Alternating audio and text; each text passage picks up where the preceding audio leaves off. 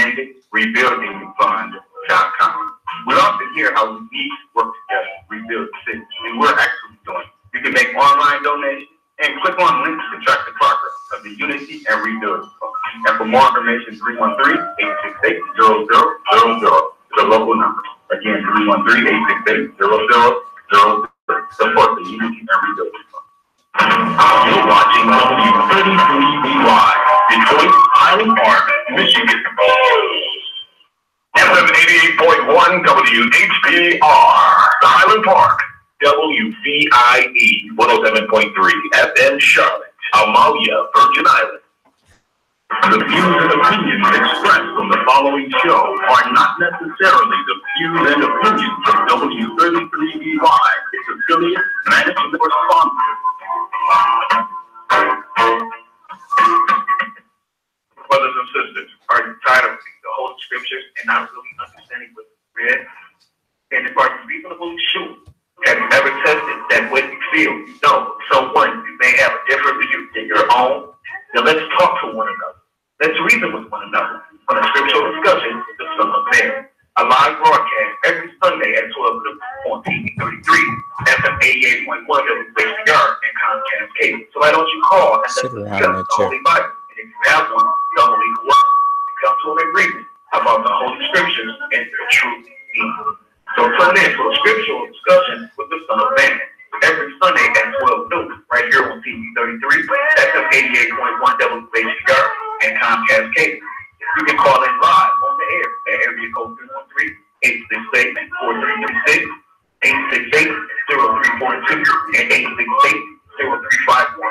Of course, the area code is 313. That's 313-868-4336, 868-0342, and 868-0351. And now let's go live to the scriptural discussion of the Son of Man.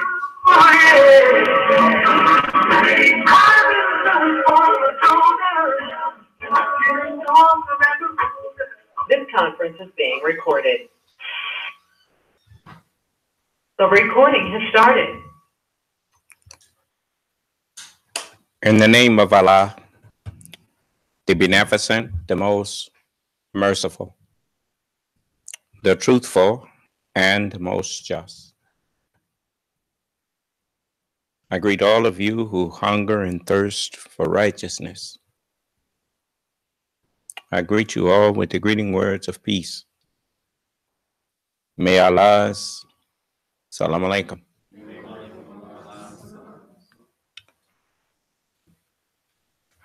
I want to invite those who have disagreements with us. I want to invite you to express that disagreement now, and we can discuss it.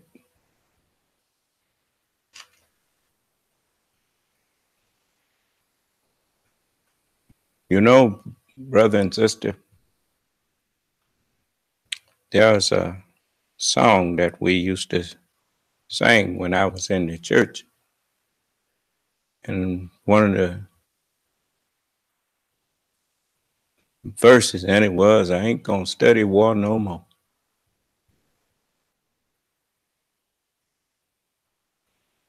But you know, it's amazing to me how even the devil's old tricks,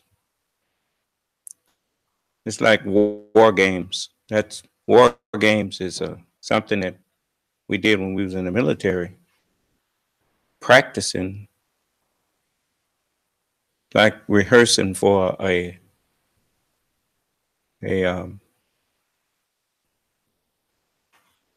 movies. You notice everybody, every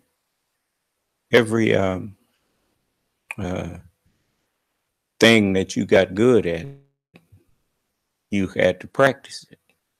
I remember when I was in an orchestra and I played the violin and the viola. They changed me to the viola when I got to junior high school. Mr. Pursley, he was the music instructor, and we so he asked for some volunteers to learn to play the viola instead of the violin. And so I conceded and did that. But it took practice. And I gave it up after I left junior high school because it wasn't too cool, as far as, I don't want nobody to see me walking down the street with a violin, viola case. Some of the brothers I used to run with, they, I wish I had taken up saxophone or something. But anyway, we had to practice it. Well, in the Marine Corps, we had to practice making war, practice war. And they call them war games, you see. Of course, we didn't have to do no whole lot of practice when I was in boot camp because Vietnam was going on. So they was trying to get us ready to send us over there. So once I finished my 8 weeks of boot camp and went to ITR, next thing you know, I was on a plane to Vietnam. And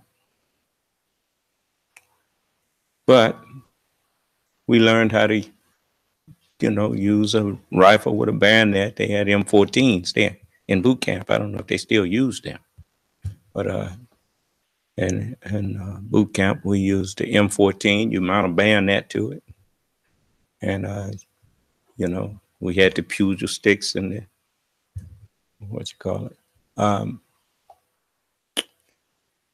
I never did really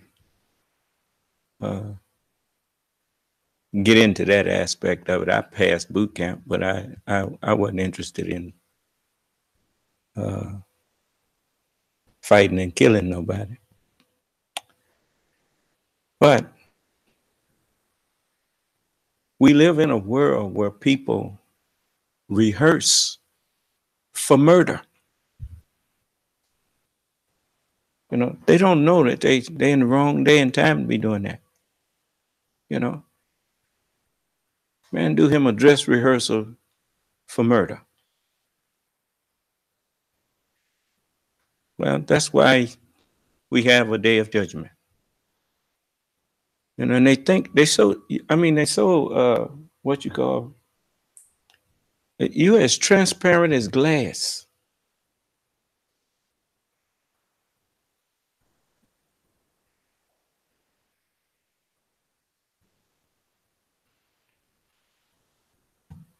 Soon you're going to see just mass hysteria. All of the wicked are going to turn on themselves and others who are like them.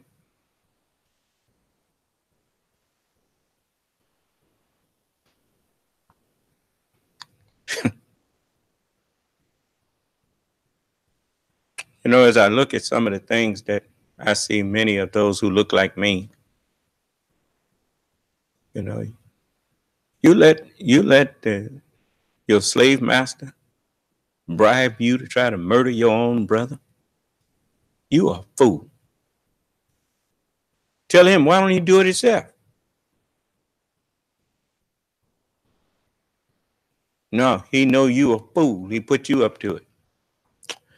So, got a surprise for you. But anyway, I want you to understand that this is no joke.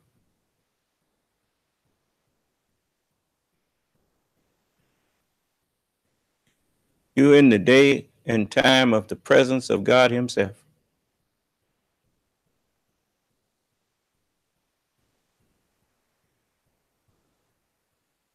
As I was, I tell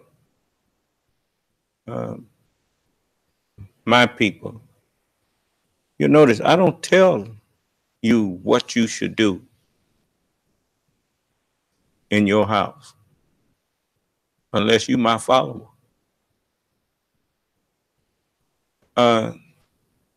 America does not belong to me. It belongs to white people. It's the house of Israel.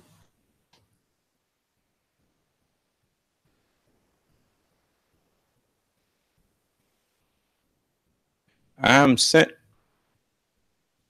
to warn the house of Israel and to get the lost sheep out of the house. So,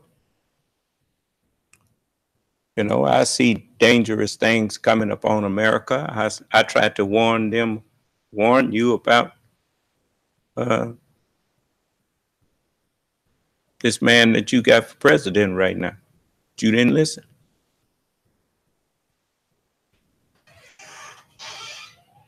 You know, that's the one thing about someone who you didn't let in.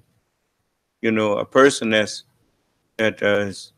ain't in the house, they see when it's catching on fire for the people who live in there. Off time. Somebody will knock on your house on fire.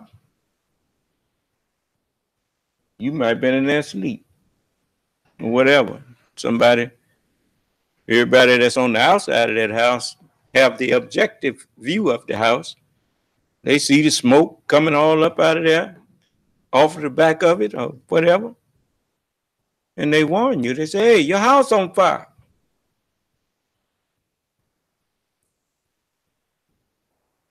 Usually people appreciate it when you tell them somebody, or they see somebody trying to set your house on fire. And they say, hey, you got somebody in your backyard there. You know they trying to set your house on fire. You mean you won't even go out there and check?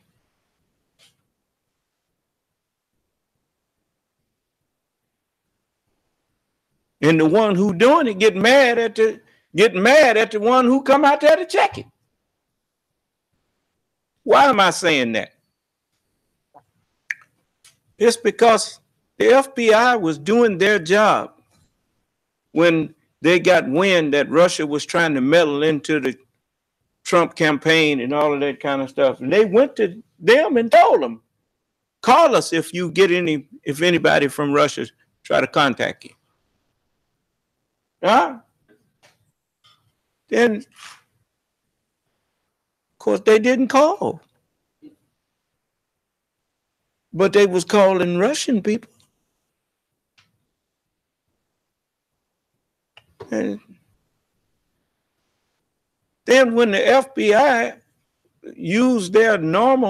did their normal thing, now the liar standing up there, the chief liar, standing up there accusing them of spying on his campaign. You know, I can understand an accusation if you lost.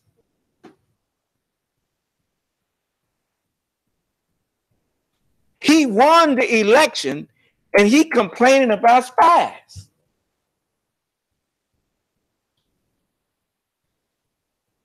And you got people, you know, I was looking at a lot of things they put on television.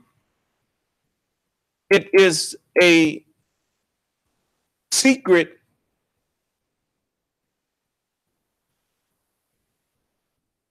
host.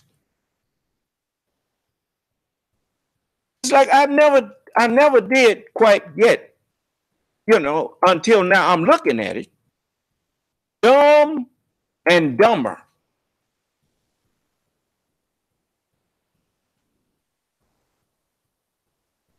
What is this thing when you ask them? I mean, he will play on words with people that he knows is dumb, that just take something and run with it. What do you think about spies in the campaign? What do you think about it? What is that supposed to mean? And you ask him, point out the spies that made you say that. Ain't nobody don't spy. He just asks you what you think about it. Because he know your little small mind will take that and to mean that there was spies in the campaign. Of course, that's not what he said. He asked you what you think about it. Imagine that. And yonder you go. You know, the educational system of America used to be number one. Consequently, the American people wouldn't even stood for the kind of stuff they call news right now. You coming out, instead of reporting the news, you try and tell people what they ought to think about everything. That's an insult.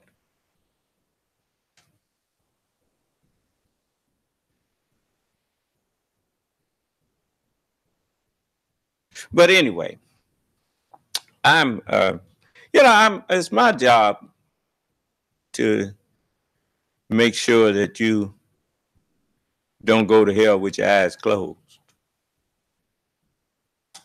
You know, and so I'm, it's just like, people know that I didn't just get the way that I am. I don't let my children come into my meetings laughing and joking and playing games. They come into my meetings with a serious attitude.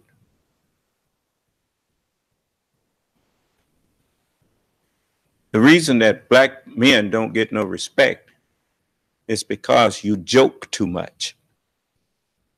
Nobody takes a joker seriously. They make a clown out of you, and then they don't have to respect you. And you fall right in.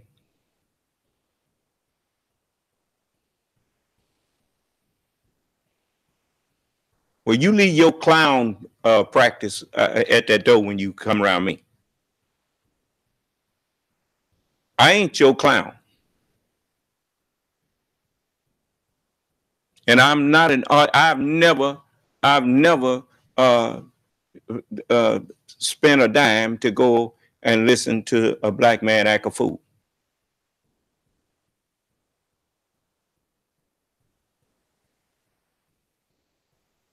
That's because the Honorable Elijah Muhammad caught me early. Right after I got out of the Marine Corps. A year after I got out of the Marine Corps, I was in the new nation. I was in the Nation of Islam.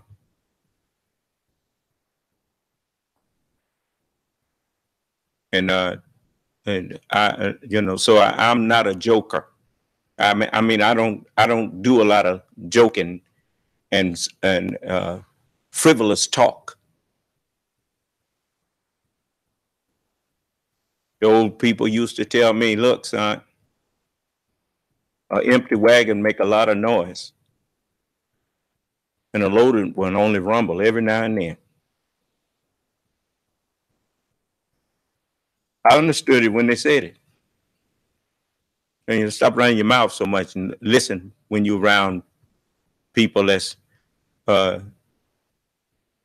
a little more than you.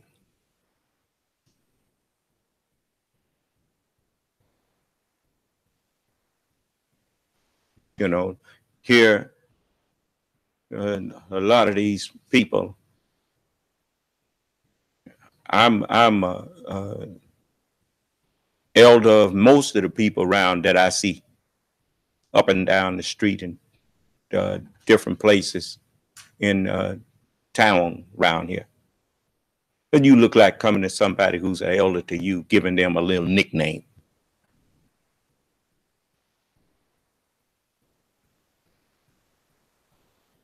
But you don't do that. Don't do that with me.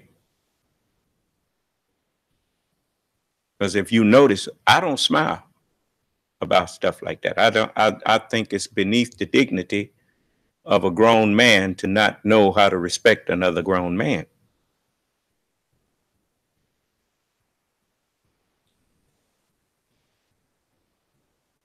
Yet I don't try to be hard to get along with. I don't try to have a chip on my shoulder.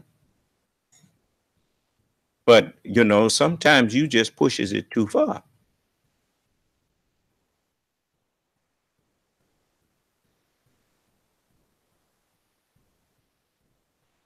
That's why when you see me most of the time, you see me going in and out of my vehicle to a building that I may be working on.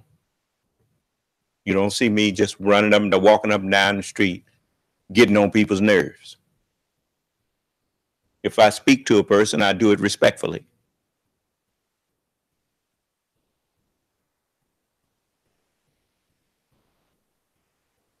That's because that's how I would like to be treated.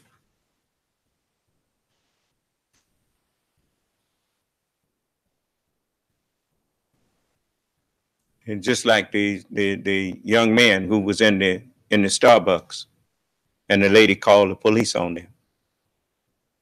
Let me tell you something, young brother.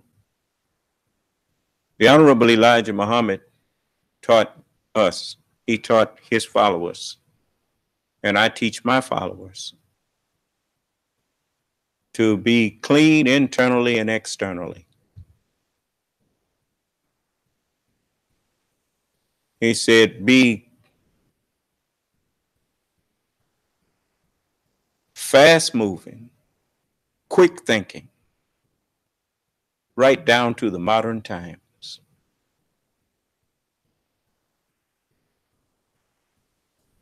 If, you know how people say, well, I hear them all the time on there talking about having the talk with your children, how to not get killed out on the street. I'll tell you a quick way to solve the problem of people always singling you out and for mistreatment and whatnot. One quick way is to clean yourself up and make yourself look dignified. Brother, you should not walk around with braids in your hair. You should groom your hair, get a decent haircut, put on some decent clothes, and, dignify yourself. Don't take pride in walking around looking like a hobo. Don't follow the example of these people getting up on stage in front of you with holes all in their jeans and an old t-shirt on and whatnot, talking about he entertaining you. He didn't even think enough of you to dress yourself properly. Because they want to bring you down to a level where people can justify mistreating you, and you stupid enough to follow that example.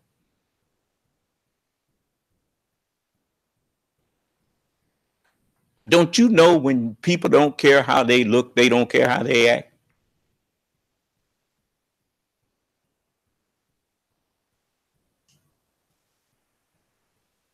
I mean, maybe you thought I was joking when I said that.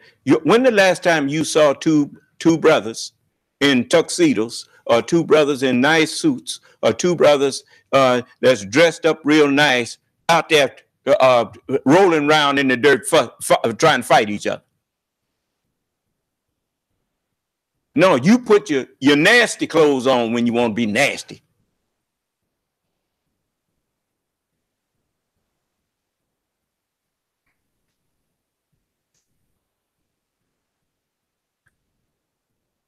The only time you see me not dressed in a dignified manner, that I could, I wouldn't feel comfortable going sitting around in somebody's coffee shop or whatever, it's because I have my work clothes on.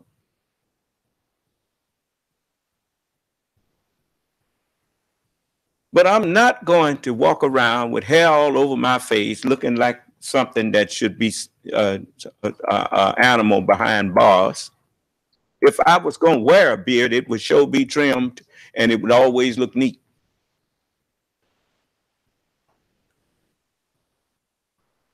Same for a mustache and everything else. I just ain't got time. I don't grow no hair nowhere but on my chin and a little over my lip anyway. I'm not a hairy person. But if I was going to wear that, every day I'd make sure that it looked very neat. Nobody going to mistake me for a bum.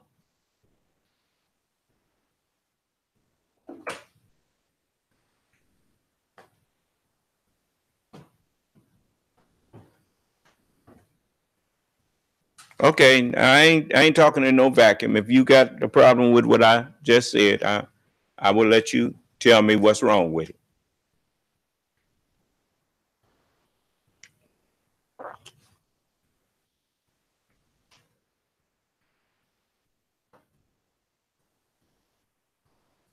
I remember the Honorable Elijah Muhammad when he was in his last sermon to us.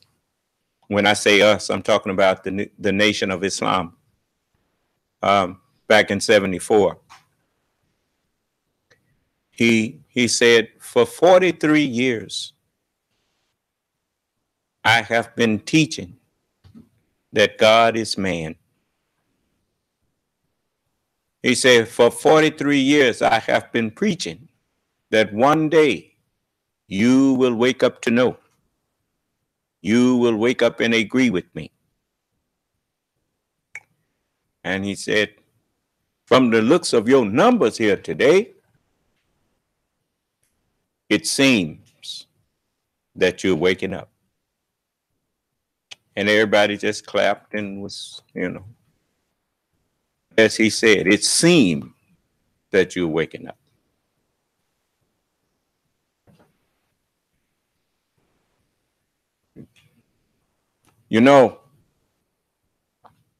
As I was listening to some of the news today,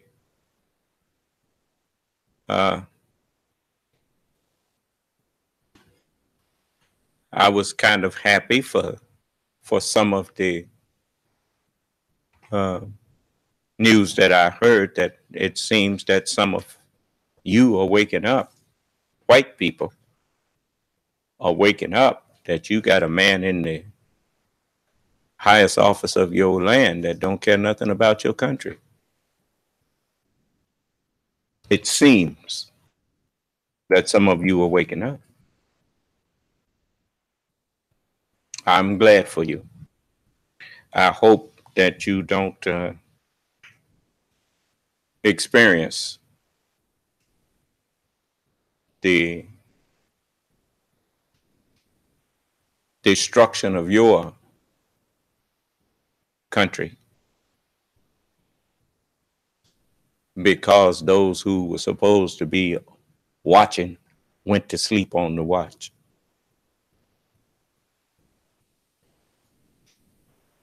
The ones who were trying to protect you are now being attacked.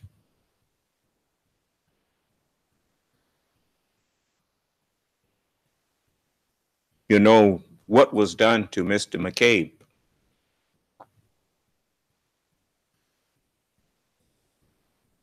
Dismissing him before he could get his retirement in.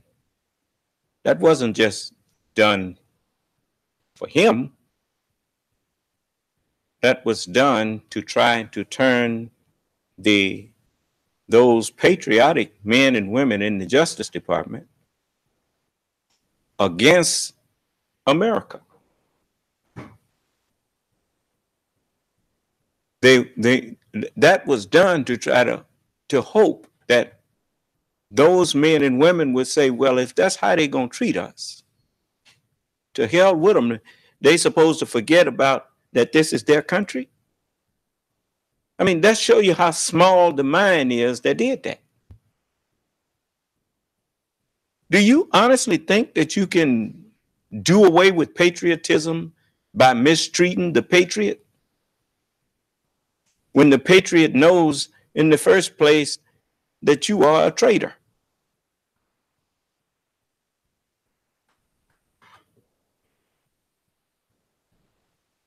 And he may not be able to do nothing about it right away.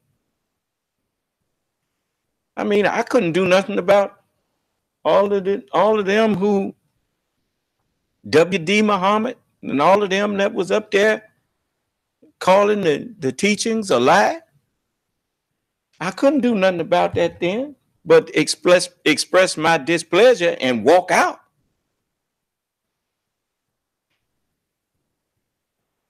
they had all of the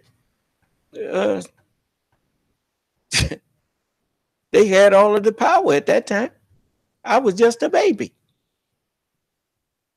But I was a patriotic baby.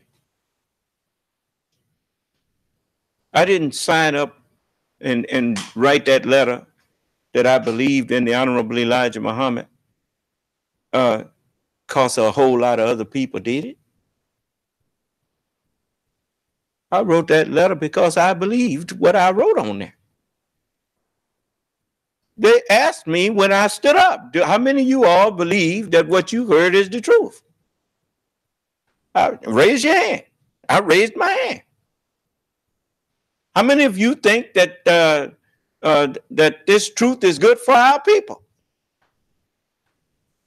Raise your hand. I'll raise my hand to that. How many of you want to help the Honorable Elijah Muhammad get this truth to our people?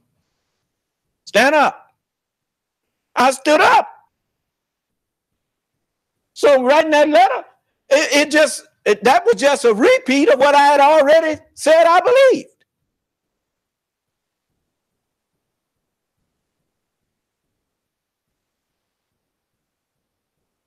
And I've been standing ever since. I'm not going to say that I didn't have my moments. Yes, I had my moments of trials and tribulation.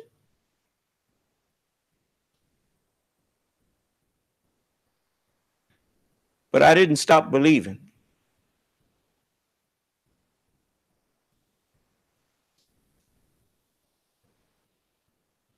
And as Allah said, because thou hast a little strength. That's all I had too, was a little. I didn't have nearly the knowledge that I have now. When I came in the nation, the messenger was just about through teaching. 1973. The class was closing. Well, I got from 1973 to the end of 1974. And that was that. Then he was gone and they was calling him alive. You know. Oh, but they did it in a nice way. The Honorable Master Elijah Muhammad, he was, you know, he wanted to help us. But what he had was not true Islam. That's the way they put it. See? In other words, what he had was a lie. That's what they were saying. I mean, I was always a good listener. So I could hear, you know, I knew what was being said. They was calling him alive. Go back and get you guys closer.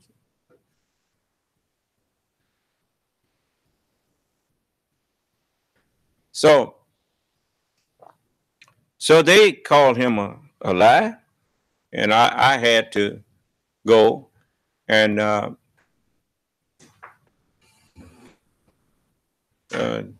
off on my own.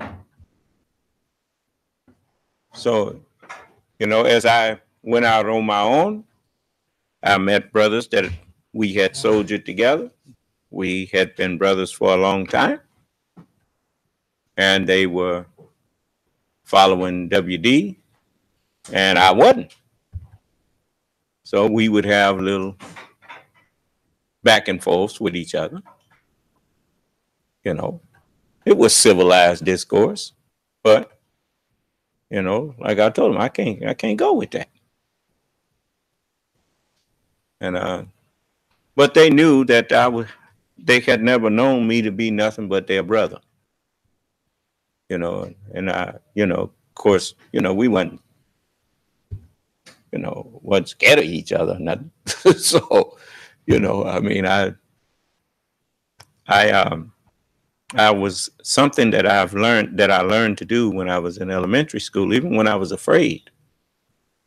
I was more afraid of my father and my mother than I was of what I thought somebody out in the street was going to do to me. So they told me to go, like my mother told me to go to school that time when I was scared the gang was going to jump up on me. I was crying, but I was going. And so, you know, that experience kind of helped me to, you know, understand what courage is and what bravery is, you know. So you have a question? Yes. From Black Man. And he asks, do you think we are the Israelites that the Bible speaks of? No, we're not Israelites. You know, if you study, we are the lost sheep in the house of Israel. And all of those who, if you want to know the true Israelites, those are the little young races of people who were brought into being 6,000 years ago by the wisdom of Jacob. And each of them is the sons of Jacob. See, we're not no sons of Jacob. Jacob was one of our brothers. That's why the white man, he called us uncle and auntie after we got too old to be boy and girl. He called us uncle and auntie. And we didn't know what he was talking about. But the fact of the matter is, Jacob was one of our brothers. He's not no father of ours. The black man ain't have no father. The black man is the father. So this is what the scripture told me. See, don't call no man on earth father. Well, I ain't got but one father. My father is the truth. That's why I'm the only one who know my father. You see? And nobody else can teach you the truth but me. That's what the book says. No man know who the Father is but the Son, and he to whom the Son will reveal him. And for the first time in your life, now you know who the Father is that Jesus was talking about. You see? Father, Creator, same thing. I heard Minister Farrakhan once say that this trying to introduce the messenger didn't realize that didn't even apply to the messenger, but he said this man is a man who was created for the truth, and the truth was created for him. You don't create the truth. There's no such thing as creating the truth. The truth itself is the creator, period. See? So there is no created truth. We only created the form that we put the truth in. You see? This is what, and we don't say that loosely, because you don't create matter. You create the form. You think it up that you're going to put the matter in. You put that form, you create the form, and then you make it. You see? That's everything starts with the thought. Once you have the thought, then you take the material and make what you thought up. Do you understand? So that's just what we do. Most people, they hear the term God created this and God created that, they think God's some magician or something. And it ain't no magic. Everything comes from mixing the elements of the universe. You see? Scientists have told you that the hydrogen is one of the most plentiful elements in the universe. Well, it ain't no wonder most of us, we are mostly hydrogen, you see? And yes, we use that hydrogen and oxygen, and that is the life life that we call water. You see? The Holy Scriptures is like that. 2 parts is the Bible and 1 part is the Holy Quran. Mix the 2 together and you get water, spiritual water. So that's what I'm doing. And I'm the only one who can do that. So this is the day of judgment. So I was, I don't know what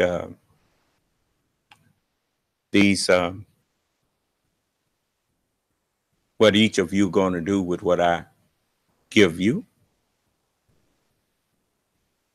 That's, I'm not responsible for what you did with the truth after I gave it to you. You either accept it or you didn't. That's what I mean. Everybody has that choice. Everyone has the choice to accept or reject. Everybody started off on the same level. I didn't come here condemning nobody. I thought at one time I was supposed to condemn white people, but I found out later that I should not. So, because that was reiterated to me in our teaching, as we say that the slave, even though we was practicing wickedness, just like white people, but white people the one made us do it. They put us in slavery. They put their mind, pieces of their mind, they put in us. That's what Al Jolson's routine was about. He put a black face on, but the white mind had now been put in black skin. And he had made us haters of ourselves like he hates us. Do you understand? You'll say, oh, I don't hate black people. Then why you don't unite and help each other? I can't get y'all to unite. That's been the hardest job. I got the hardest job of any man that ever lived on this planet. Trying to unite people that hate each other and ain't honest enough to admit that they don't like each other. You don't love black people. You just you lie. You lie and say you do.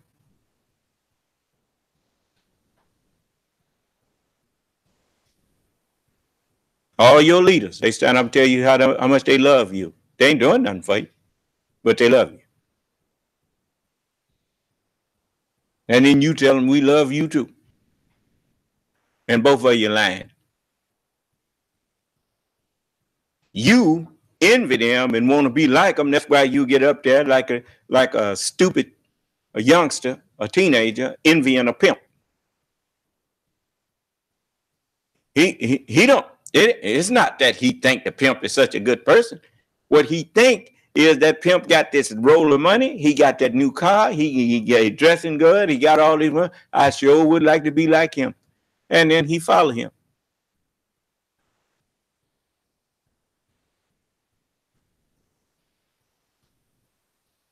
So you're not fooling nobody but yourself.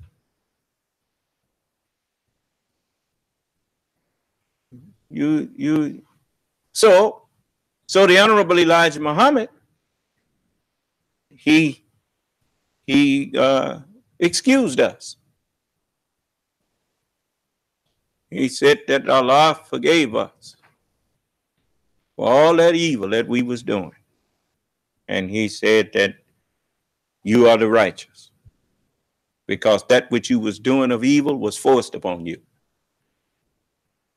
That's what he said. And he wasn't lying. We know slavery was forced upon us. Wasn't it? And so everything that we was doing of evil, whose fault was it? It was the slave master's fault. They listening to me. If he got an objection, I'll hear it.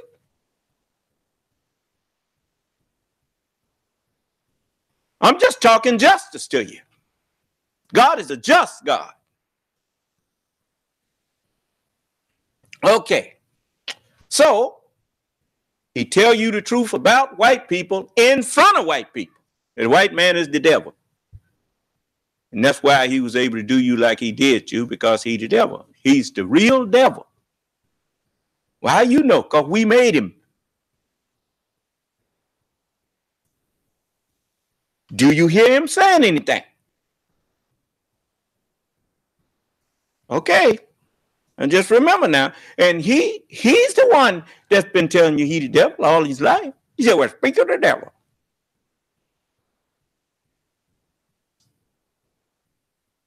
What's up, bub? And he talked to each other like that. Daredevil, tricky devil, handsome devil, poor devil, sly devil.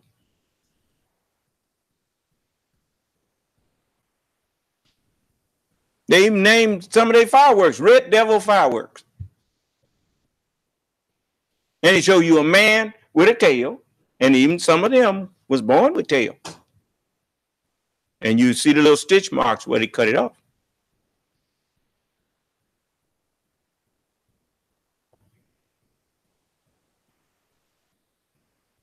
So, but you say that for mockery. I only say it so that they will understand that I know what I'm talking about. And he know I know. You're the one that think that that's some kind of mockery or somebody trying to make fun of somebody. I don't stand up making fun of people. It ain't nobody's fault the way they was born.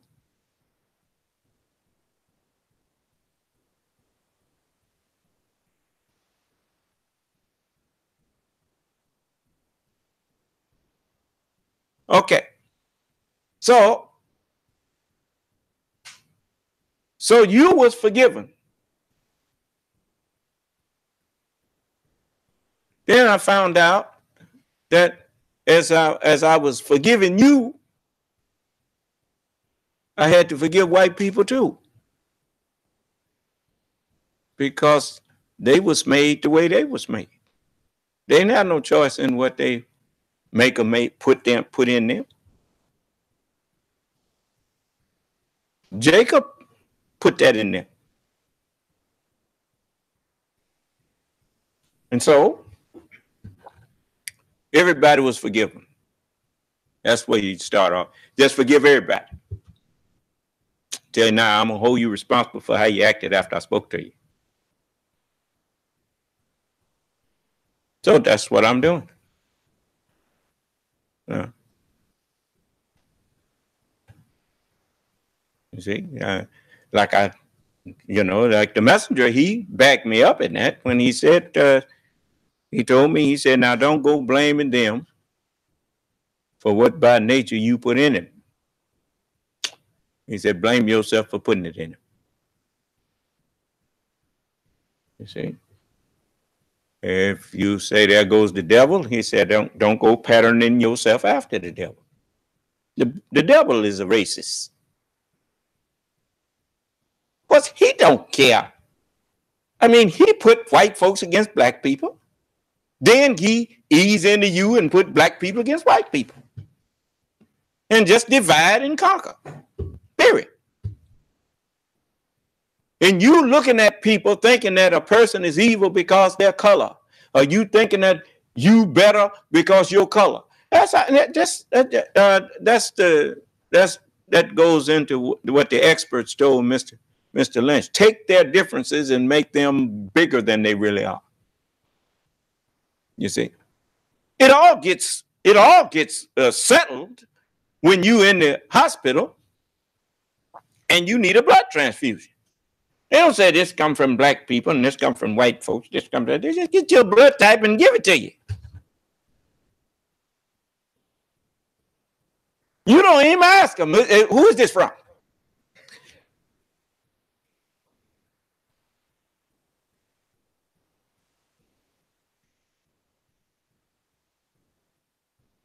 The Holy Scripture already answered that question. God made all nations of men from one blood. Yeah, it's just plain. So you can't play the skin game with me. I recognize the devil, don't care what skin he come in. I know what I'm looking at. And now you're going to know what you're looking at. So when you look in the mirror looking for the devil, you might see him there looking back at you. Next time that profanity fly out your mouth, who is that talking? Next time you scheme to take a man's life, he was a murderer from the beginning. He's still doing that. Huh?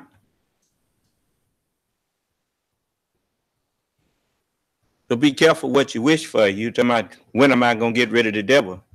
Maybe sooner than you think. And you may not like it when we get rid of him.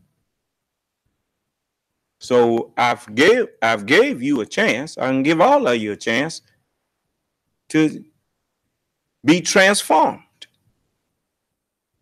with a new mind. A new mind is a new way of thinking. I'm the only one on the planet got a new way of thinking. The rest of you reading old books thinking you becoming a new person to show you how dense you are. You can't become new looking at something old.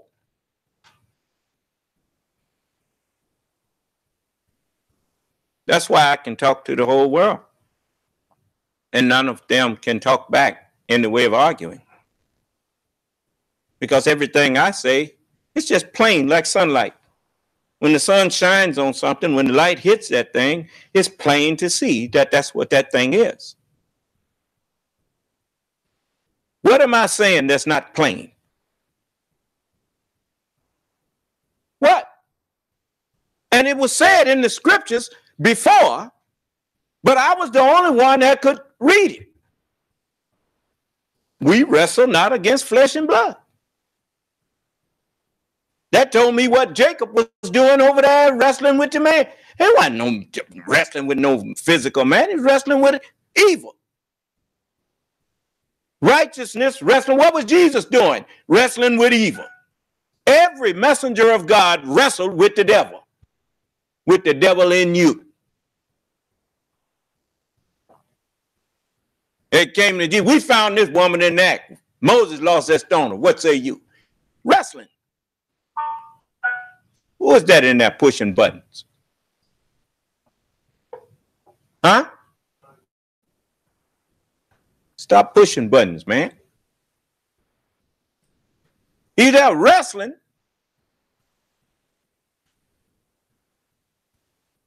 You wrestle with problems, don't you? Haven't you said you was wrestling with a problem?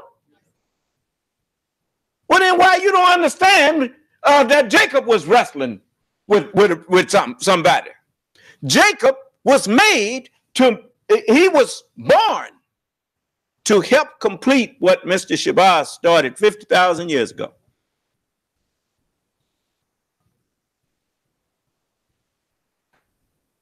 We didn't just want a strong body. We needed a strong mind to put in that body.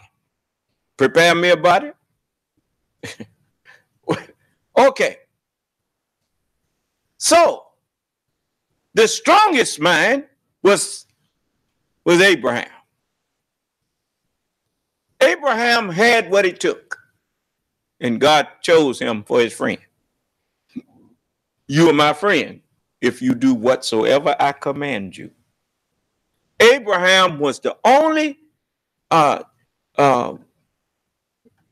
one that was ever given that title, the friend of God.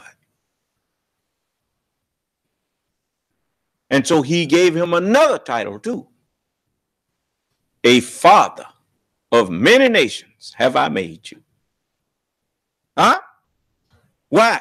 Because Abram, you got what it takes. What does it take?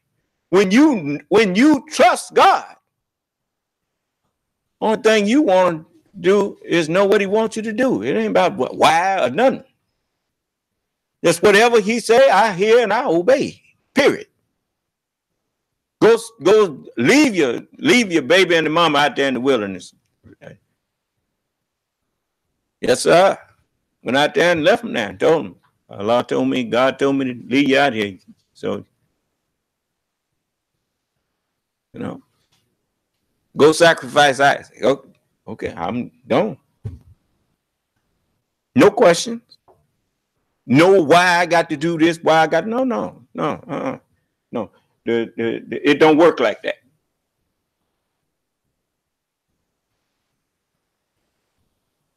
And so he said, now, I'll take your seed, Abraham, and I'm going to put your seed in the service of the devil. Yeah. And they ain't going to come out until they've been there 400 years. It's going to take them that long to realize that you can't fight your way out of this. You got to think your way out of it. See? Picking up a bottle and putting some gasoline in it and lighting it and throwing a Molotov cocktail, that ain't going to get you free. You're going to have to outthink the one who holding you a slave. See, I didn't shut his mouth. He ain't got nothing to argue with me on. Argue about what?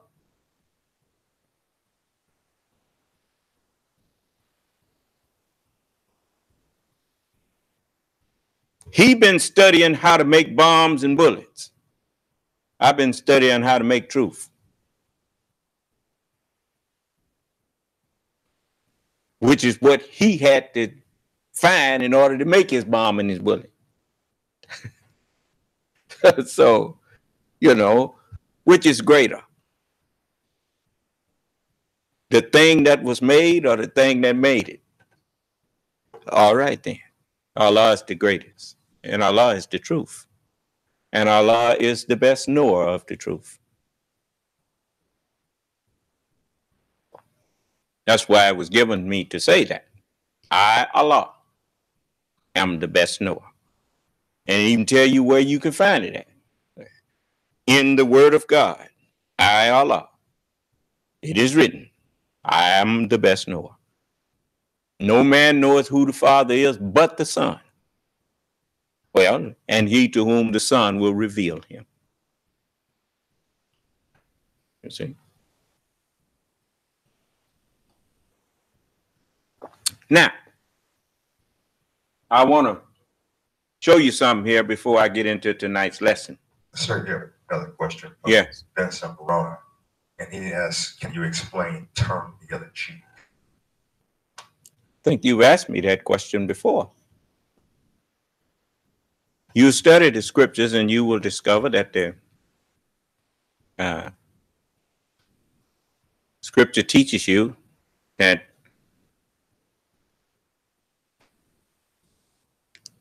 the Lord shall gather all of the people,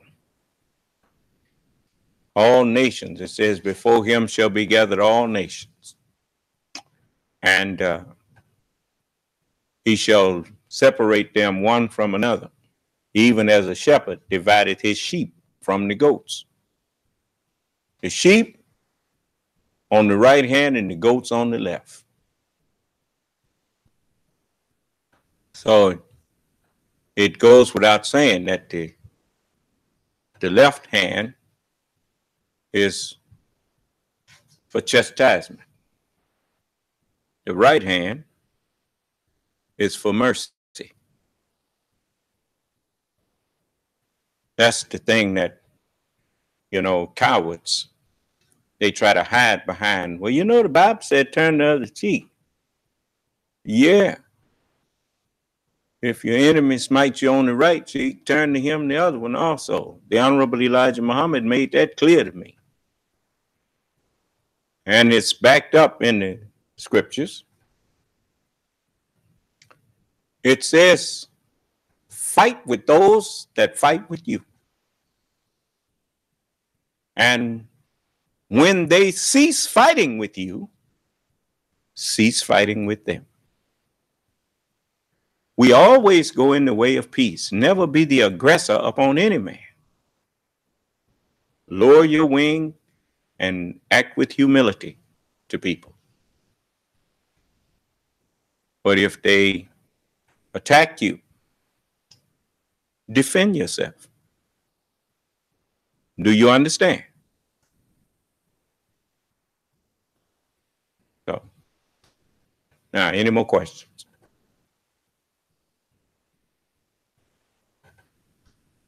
Now, let's look at this.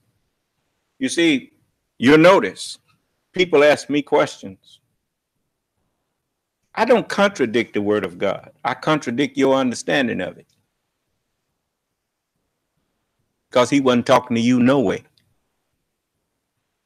Heads don't talk to hands. They talk to other heads. How could you not know that? Because you do it every day. When the last time you went to a person, you saw the whole body there, and you start talking to some of the members of the body instead of talking to the head? Didn't you talk to the head? Well, if the head of every man is Christ, and the head of Christ is God, well, who you thought the prophets was talking to? You? Then how come you don't understand them? I mean, there's something wrong now. If they was talking to you, why are you deceived about what they meant?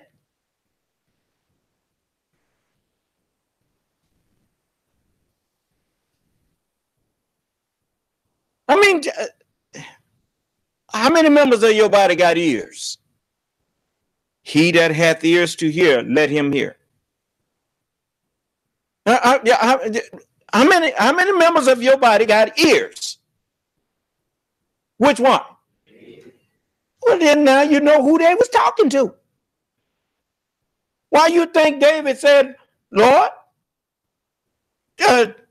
how long will you this? The Revelator said, Lord, how long, O Lord, holy and true, will you not judge and avenge? What you thought he was talking to you?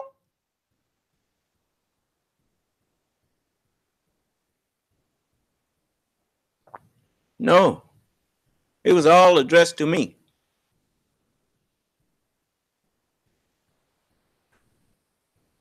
So, yes.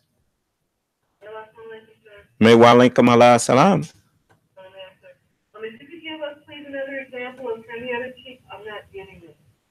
Thank you. Turn the other cheek simply means that when people attack you, if they attack you, defend yourself.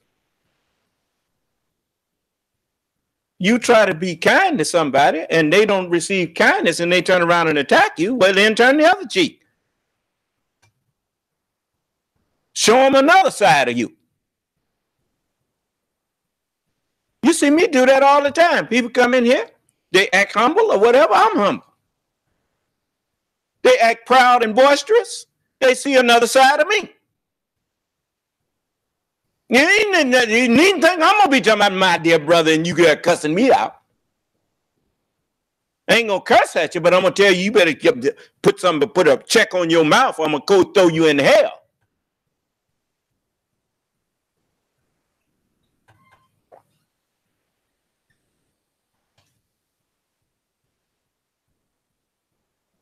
You see? Oh, the thing you have to remember is that all your understanding of the scriptures have been wrong.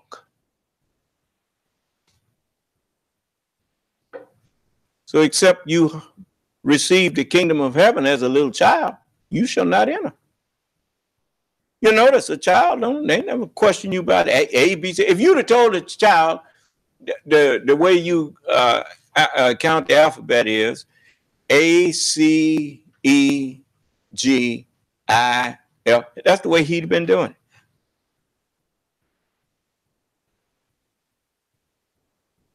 Because he didn't already know. Do you understand? Now you got to understand that you didn't already understand the scriptures. And once you accept the fact that you did not understand, then it's easy to accept me.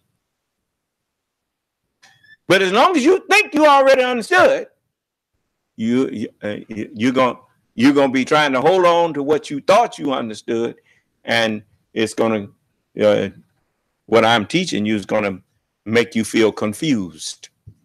But it's not confusion that I'm teaching. You had confusion before I got here. And if you let that confusion go and hold on to what I'm giving you, you become a new person. Your mind is becoming new. Yeah. So now, I want to show you something here.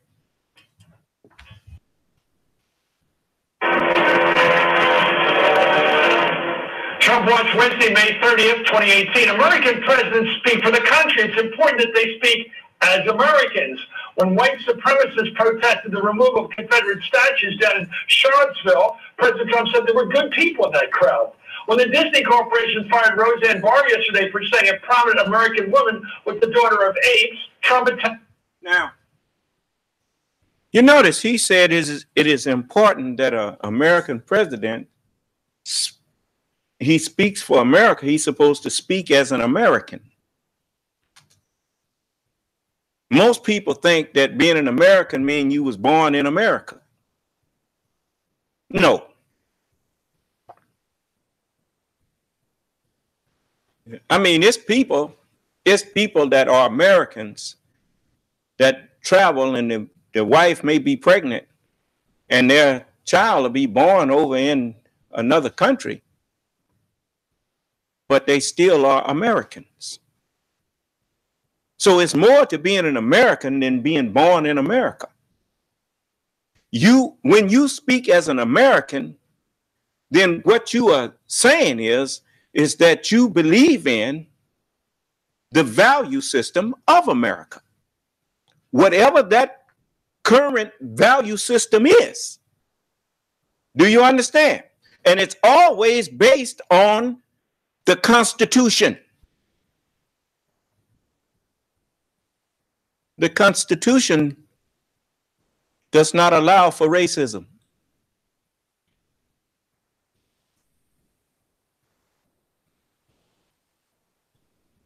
Then how can you be the president of the United States and not condemn racism? If you're going to uphold the Constitution, that's what makes you an American.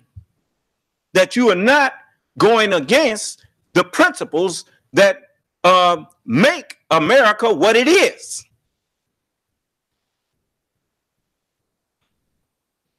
You know, and let me explain something to you. There are people that grew up with you that may not have seen you in years. Last time they saw you, they said, I ain't seen you since you was knee-high to a duck. All right. Remember how they talked to you when you was knee-high to a duck? Do you accept them talking to you like that now? It's an insult, isn't it? Racism used to be the order of the day in this country, but it was never condoned. When you properly read the Constitution always condemned it.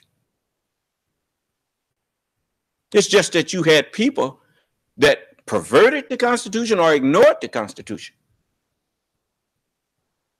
The Declaration of Independence tells you, first of all, is it agreed upon that the black man is a man?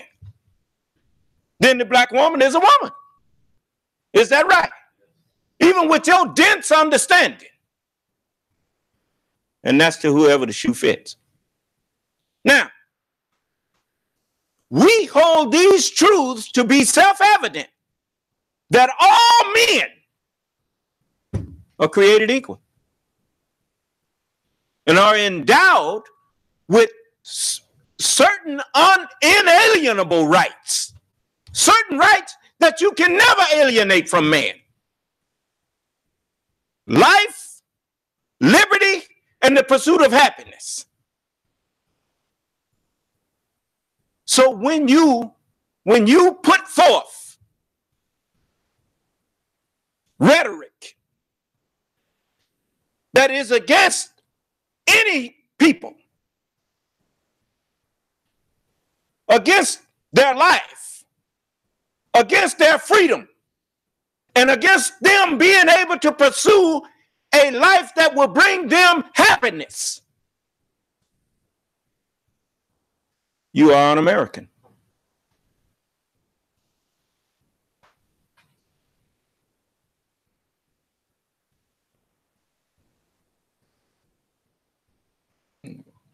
What?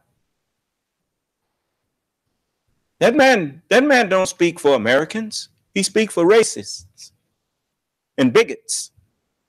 And he's an example of both.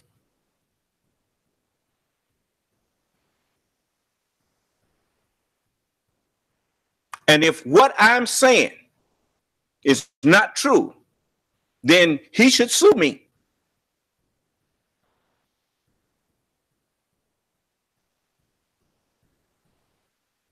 And make me come in there and prove that his actions and deeds go along with what I'm accusing him of. There's enough stuff about him on there. If he tried to sue me, I'd countersue him and I'd have a little money.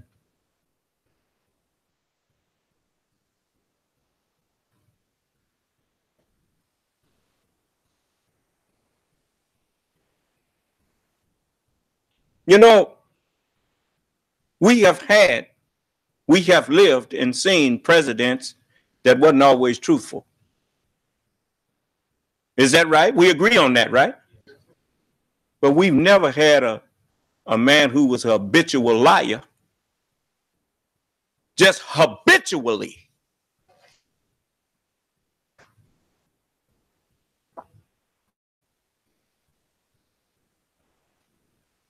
A man who considers himself a man and has no respect for other men is not a man himself. Because in order to have self-respect, you have to view yourself as what a man is.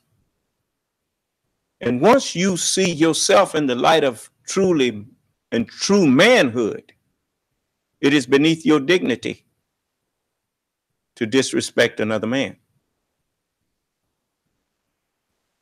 That's just, you just can't do it.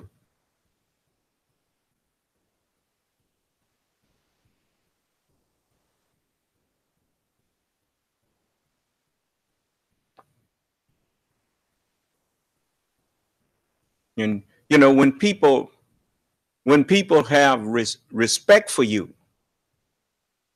if they have something that they want to, that they got a problem with that you've done, their man and womanhood will not allow them to just write you a note. They do you like they'd want to be done. They confront you. If for no other reason, then am I understanding you right now? You did this or you did that. Let me. What was your reason for doing that? Because you know I didn't appreciate that. Huh? Here, this man asked the man to leave his business or whatever and join his staff, which in the first place, Mr. Tillerson should never have accepted Donald Trump's invitation to be part of his cabinet. He never should have accepted that invitation. But he did. And then when Donald Trump got tired of him, he didn't even think enough of the man to face him like a man would do if he respects you. He'll say, hey, look, I know we done had our ups and downs, but this ain't working out, and I'm gonna have to let you go, man. Huh? Instead, he tweets something out. That's a lack of respect. Total lack of respect. Huh? Yeah. So ain't nothing to him. Nothing. But anyway, I don't usually look at Chris Matthews that much because, he seemed to play both sides of the fence. I don't go for that. I mean, if you know that a man is not good for this country,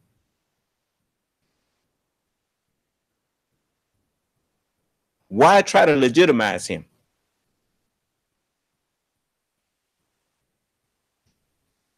Now, I don't mean just go around looking for the fault in him. You don't have to look for the fault in Donald Trump. It's out there all the time.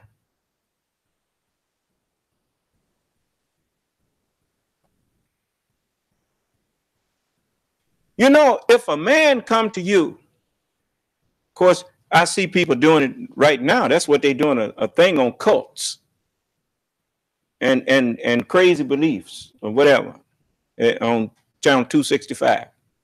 Matter of fact, let me check this thing here. Y'all excuse me a minute. I think this was the night I wanted to definitely catch it. Give me a minute.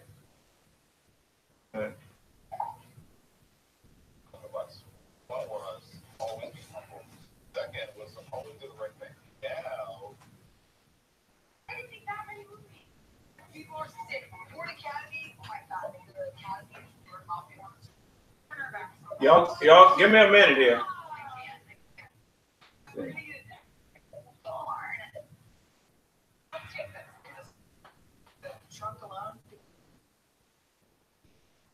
I guess it's not on tonight.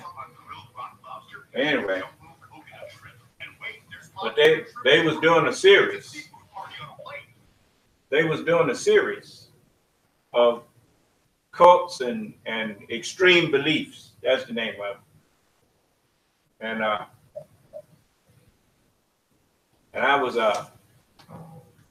looking at it, and it was working its way on up to, it got Jehovah's Witnesses and all. I said, yeah, they finally telling the truth on these people. And so I was looking forward to that. And they got Roy on that too. So I was, they said, well, ain't going to get you on that. Yeah, if they get me on that, they'd have to interview me. That's why they don't want me on that. Now, I mean, I'd love for them to interview me if they think I have an extreme belief or that I'm a cult leader. I ain't never seen a cult that was public. Cults don't teach publicly. They don't give you their. Son of man. What is it? Yeah, they just don't come on Monday and Tuesday. Oh, okay. Thank you. Because I definitely want to get that one that they got that. I got. They're exposing all of them now. I'm gonna show you in the scripture. They said that was gonna happen. See, you don't realize that this book says this generation shall not pass until all be fulfilled. You see? Yeah. That's what it says. And it's being fulfilled. So, but anyway, This time, Chris Matthews, he was saying some things that I was, you know, I guess that's his name. But he had him. He had it right. Man, president of the United States, but he don't speak for Americans.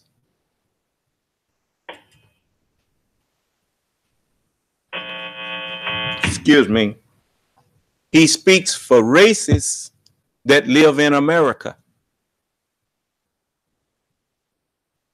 Do you understand? I'm gonna tell you something, man.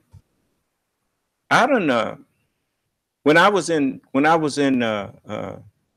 over in you know, anybody who thinks that all white people are cowards, you a fool. No, they're not. There are some cowards among them. But I met some white boys over there I have a great deal of respect for. You know, a fight in a minute. And ain't got to have no gain for you either. So, you know, all of them stereotypes that people have, you know, it's because you ain't been nowhere, ain't seen nothing. You know, and I met some white boys I had great respect for, and they had respect for me. And I knew some brothers, you know, that, you know, we was all our own men for the most part. You don't tell me who I can hang out with. I pick my friends and I pick my enemies. I don't need you to tell me.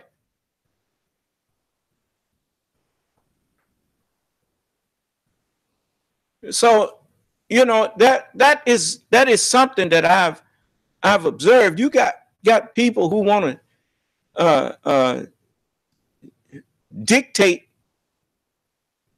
friendship and kinship.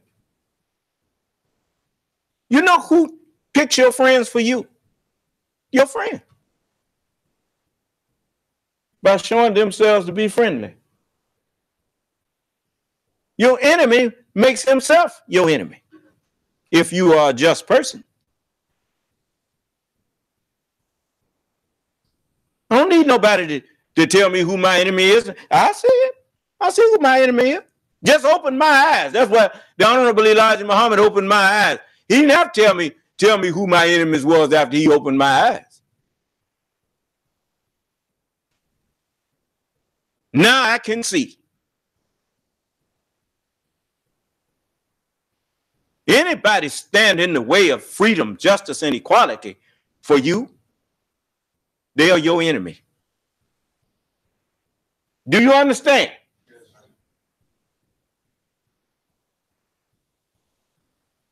Oh, listen.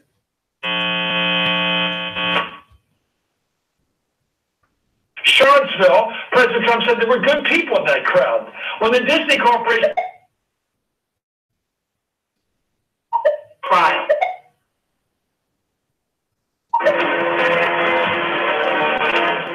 Trump Watch Wednesday, May 30th, 2018. American presidents speak for the country. It's important that they speak as Americans. When white supremacists protested the removal of Confederate statues down in Charlottesville, President Trump said there were good people in that crowd. When the Disney Corporation fired Roseanne Barr yesterday for saying a prominent American woman was the daughter of apes, Trump attacked Disney. Why is the president determined to side with the forces of racial hatred? What is it in him that makes Donald Trump's side, to use Winston Churchill's phrase, with the fire against the fire brigade? Well, obviously, in keeping it as simple as humanly possible, Trump wants to be seen on that side. He wants a certain number of Americans to believe that on the topic of minorities in this country, he stands on the other side. This isn't new. President Trump gained the White House by appealing to people who held the nastiest racial and ethnic attitudes, believing that President Obama had snuck into the country, that Mexicans are rapists, and that Muslims are by nature dangerous. It's not a surprise that he would again take it out. He didn't just get in there by them. He got in there by hypocrites.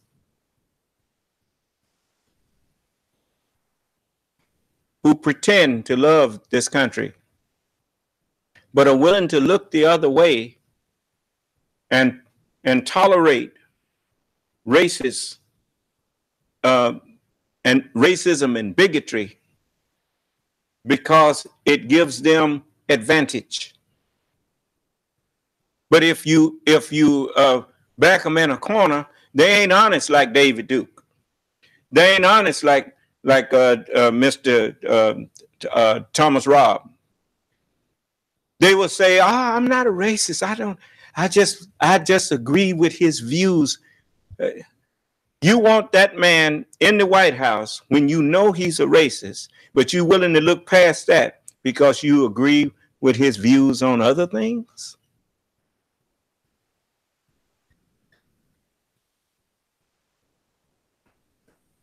You don't care how many lies he tells, just as long as he installed racist judges and racist Supreme Court people to make sure that white privilege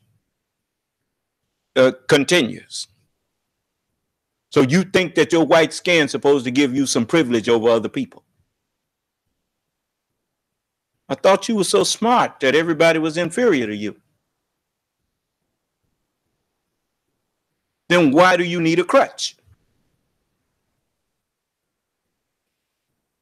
I don't need nobody to give me no special treatment in order for my manhood to come out.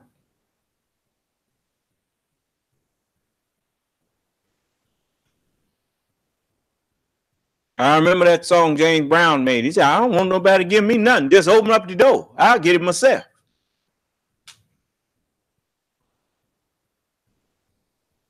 Stop going around trying to lock doors.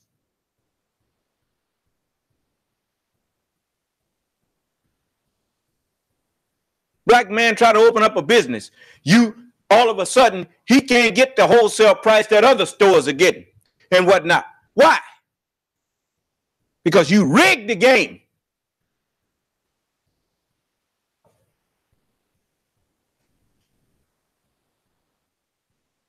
Soon you're not going to be able to hear me.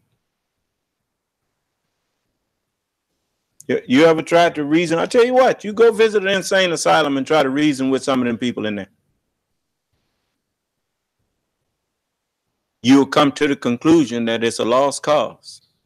He may start off having a conversation with you, and all of a sudden it'll go nowhere. And you'll realize that even though he was talking with you, he wasn't hearing nothing you were saying. He's not even aware of where he is, let alone what he's doing. If you tell him, you know, you're in the crazy house, that ain't bother him.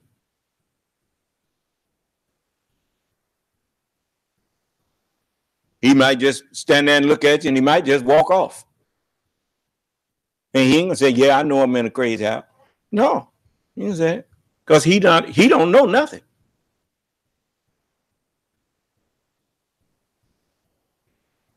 What? You think that I don't know what I'm talking about?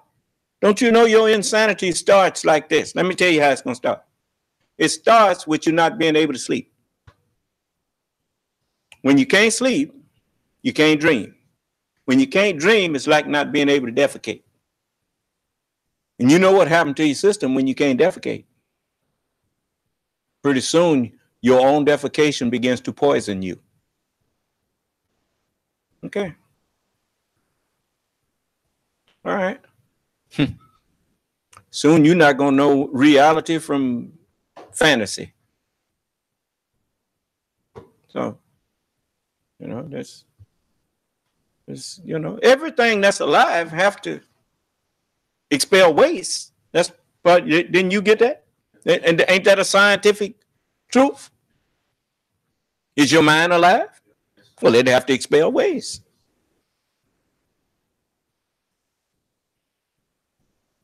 And you don't even remember all of the waste material that your mind was discarding while you were asleep.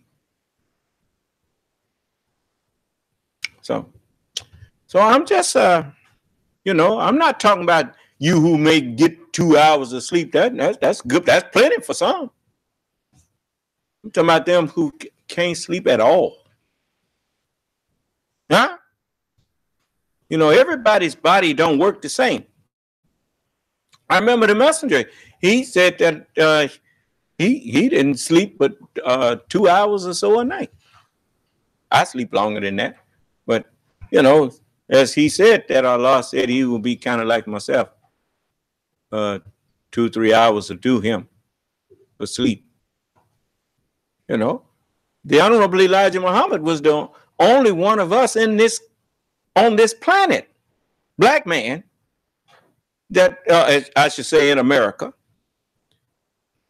that wasn't totally dead.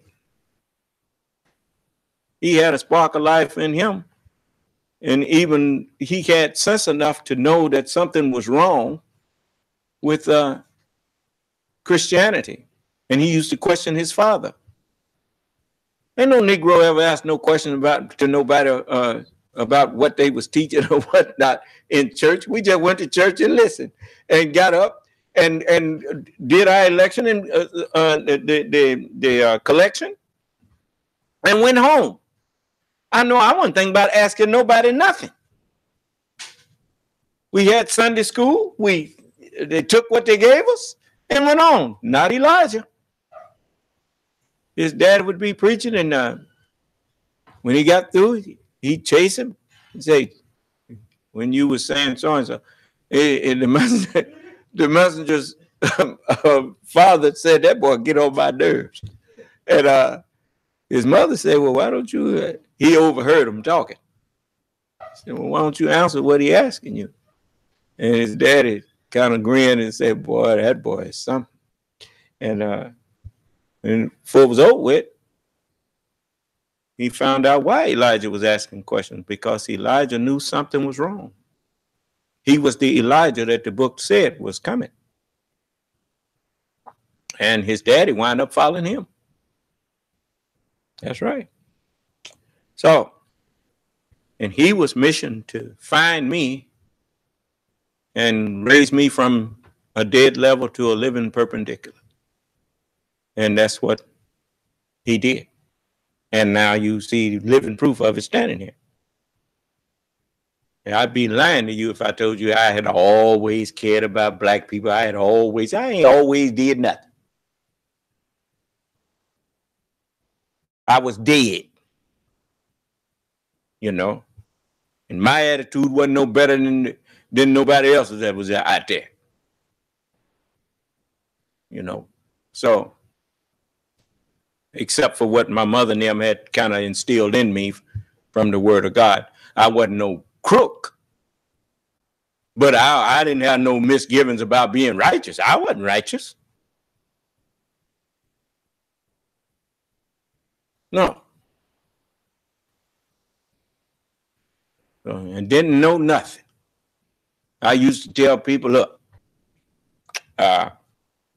if you cut the white man, he bleed red, and you cut a black man, he bleed red. I don't want to hear that.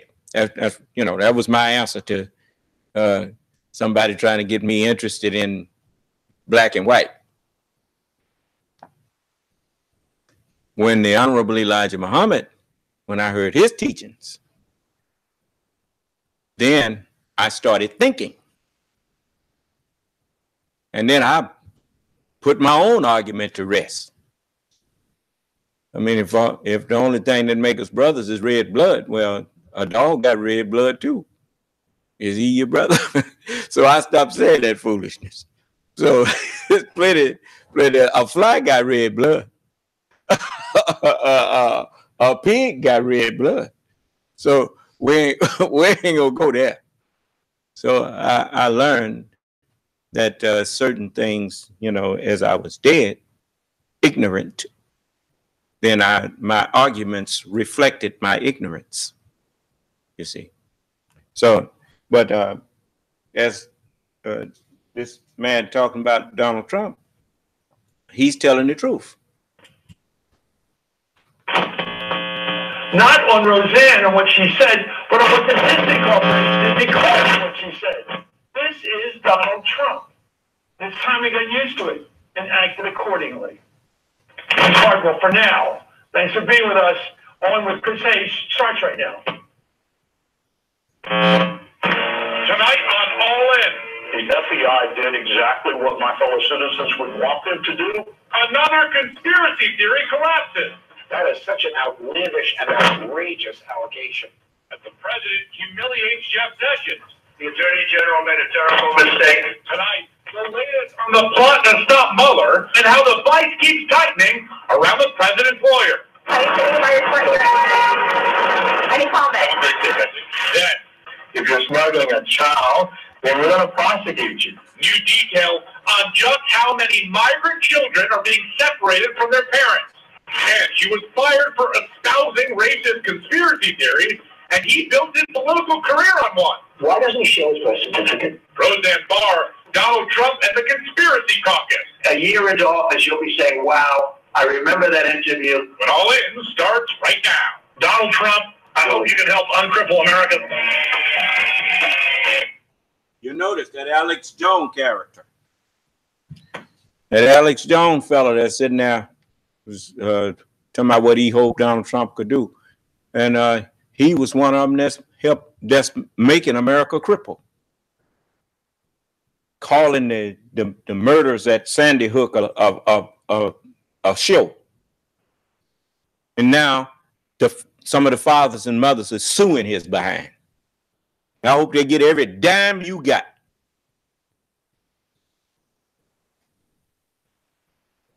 Ain't that a terrible thing for somebody to say when you done lost your baby? That you was faking?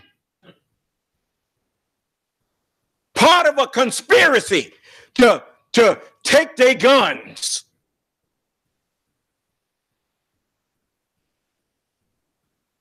Then when he got caught in his lie, then he want to say, well, it's just a show. It's just a show. So you think you got the right to get out there and ridicule people who just lost their babies from some murderer because Congress would not put some controls on the guns. And because most of the people who are in authority don't care that you lost your baby. If they cared, they would have did something about it.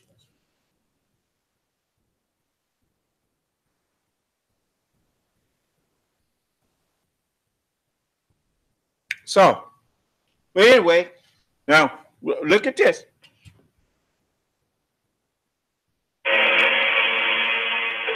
Good evening from New York. I'm Chris Hayes. Special Counsel Robert Mueller just collected a new piece of evidence in his obstruction of justice probe into the President of the United States. And that would be the President himself declaring this morning he was thus hiring Attorney General Jeff Sessions, who was recused from the Russia investigation due to conflicts of interest. The President tweeted a quote from Trey Gowdy, the Republican chairman of the House Oversight Committee, which reads in part, I think what the President is doing is expressing frustration that Attorney General Sessions should have shared these reasons for recusal before he took the job, not afterward. Why should Attorney General Jeff Sessions have shared with Donald Trump that he was going to recuse himself before, at the time when he was selected, when he was assuming that Donald Trump was innocent and there was no reason to recuse. There wasn't no reason for him to tell him that, because he was assuming that Donald Trump was a patriotic American who, the last thing he's president now. Whatever they find, it ain't gonna have nothing to do with Donald Trump. Huh? But see, a crook always think that everybody else is a crook too.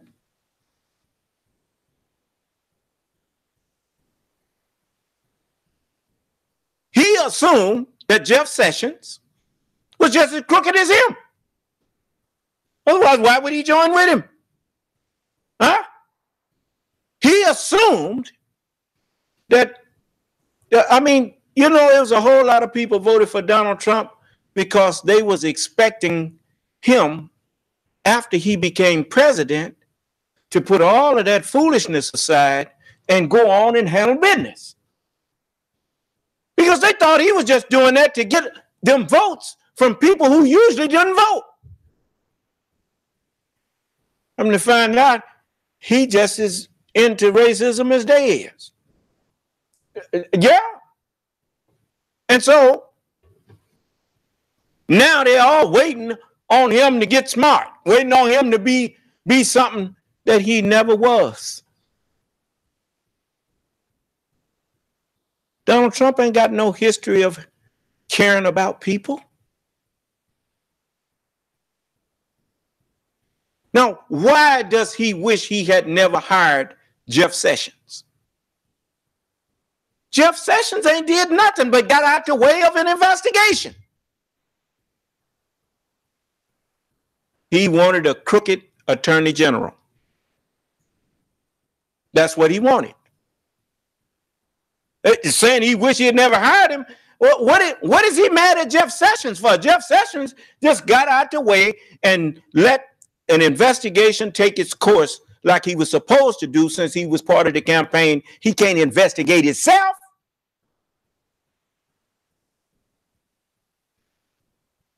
I'm not taking up for Jeff Sessions because I ain't got the best confidence in him either.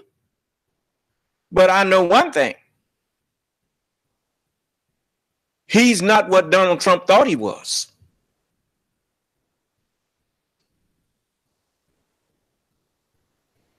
I don't think Jeff Sessions would knowingly sell his country out.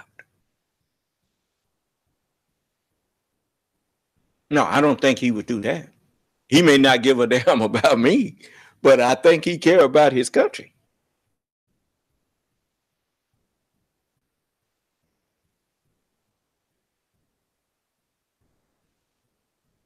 You see? That's what I'm kind of counting on from a lot of them people up there that been going along with the okie doke. Once they realize what they really doing, maybe they will repent. Because this is deeper than just wanting to get your way in certain things about taxes and all that kind of stuff. You ain't got to worry about no taxes when you lose your country.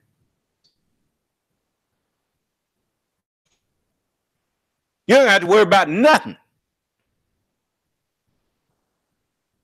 You haven't even thought about what the purpose of taxes are. Because if you thought it through, you would know that you had never had no business signing no pledge to never raise taxes for any reason. Whenever America needs something, the government is not in business. The government gets its revenue from taxes. And whenever anything is necessary for the American people, for the well-being of America and its citizens, that's what the Food and Drug Administration was originally set up for, to protect the American people from people selling them substandard food or drugs or any other thing.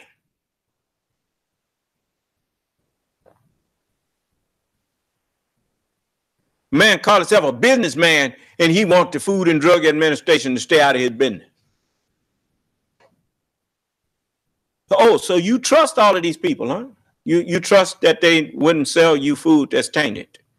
You trust these people who, the mere fact they want to get the Food and Drug Administration out of their business is the reason why you needed a Food and Drug Administration.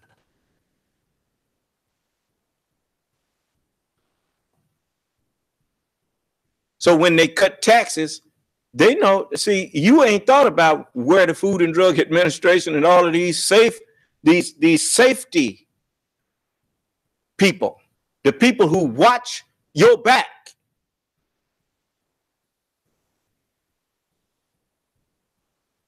the people who stop doctors from experimenting on you.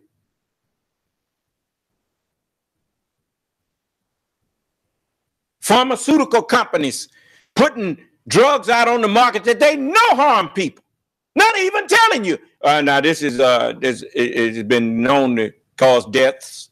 It's been known to cause liver failure. It's been known to cause that. And now, if you think it's for you, check with your doctor.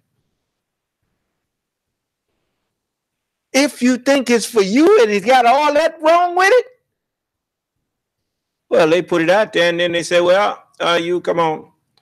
We got a fund set aside that you may call this counselor, call this law firm, and you may have a settlement coming if you think that your child was birthed and something happened at that birth that caused him to have that mental problem. I forgot what they call it. But if this happened to you or that happened to you, call attorney so-and-so. See, they already playing you because you took the safeguards away. Because you talking about we need to cut back on the taxes. Did they ever tell you what those taxes was going for? It was going for your protection.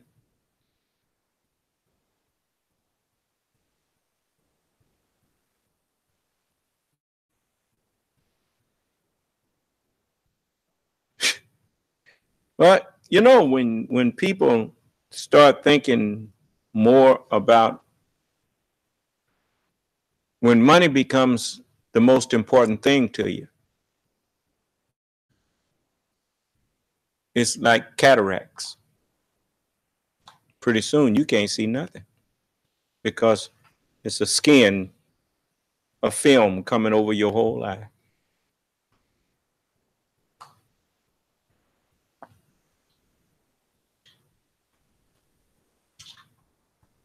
But anyway, let's look at this a little more. Really good lawyers in the country, he could have picked somebody else. And I wish I did, the president added. The Gowdy quote came from a TV interview this morning. The congressman was asked about a report by the New York Times. The president pressured Sessions last year to unrecuse himself and retake control of the Russia inquiry. Mueller is now examining that incident, according to the Times, making the Attorney General of the United States a key witness in the obstruction of justice investigation. According to Rudy Giuliani, the president currently has no plans to take action against Sessions, at least for the time being. The discussion is safe until after the investigation is wrapped up. Take care of his job. I don't think anybody in the cabinet and any administration has seen something totally different could go wrong. But yeah, I don't think the president is going to touch him, Mueller, or Rosenstein. Have you ever said to you, man, I'd like to get rid of that? I decline to answer that. Let's play that. Sessions was later spotted leaving that very same White House. Staff declined to explain why he was there at all. While the president took an interest in Gowdy's interview this morning, tweeting out the congressman's defense of the way he's treated Sessions, he had nothing to say about the part of the interview that actually made headlines. And that would be Gowdy pouring ice-cold water on the president's latest made-up conspiracy theory about the Mueller probe. When the president says Spygate, there was no spy inserted into the campaign. Have you seen any evidence of that? I have not. That's an espionage term. That's not a law enforcement term. You believe the FBI acted properly in this matter? Based on what I have seen, I don't know what the FBI could have done or should have done other than run out a lead. Informants are used all day, every day by law enforcement. I can't think of any major case I handled in 20 years where there was not someone willing to provide information. Gowdy, who's retiring next year, is the highest profile GOP lawmaker to publicly debunk the president's baseless claim of a spy in his campaign. And he would know, being one of the few members of Congress who's actually been briefed on what the FBI was doing. And now even some of the people on Trump TV are breaking ranks. President Trump has also claimed the Fed spied on his campaign with an informant. The president calls it Spygate. Fox News can confirm it is not. Fox News knows of no evidence to support the president's claim. The Trump people think that the FBI had an undercover agent who inveigled his way into the campaign and was there as a spy on the campaign. Seems to be baseless. There's no evidence for that whatsoever. Baseless, no evidence, get the picture. Nevertheless, the White House maintained today the president still has reasons to worry about political bias in the Mueller probe while declining to identify what exactly those reasons are. There are a number of things that have been reported on and that show, I think, not just for the president, but a number of Americans, a large cause for concern, and we'd like to see this Yeah, it's a number of things that's showing evidence for a large portion of people to be concerned about. Yeah. See, she double talking. Yeah, I know he's concerned that the jig is up. Concerned that all the lies that you've been telling are now being found out.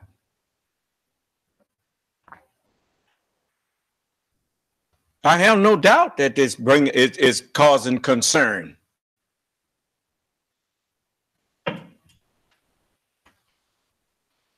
Looked into. The president still has concerns about whether or not the FBI acted inappropriately having people in his campaign. And certainly the president has.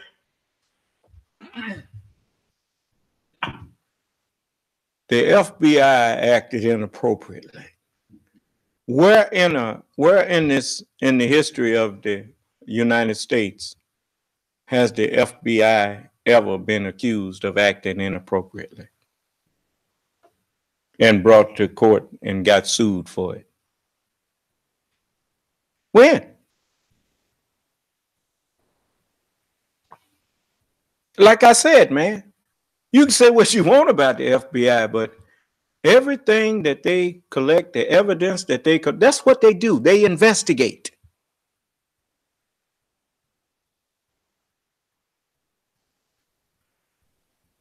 They don't plant evidence. They gather evidence.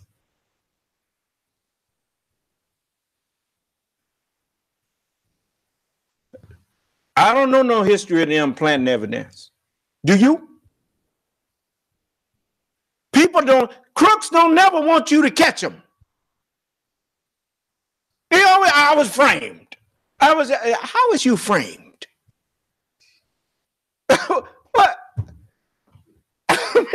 I mean, really, if they didn't frame the Honorable Elijah Muhammad, they won't frame nobody.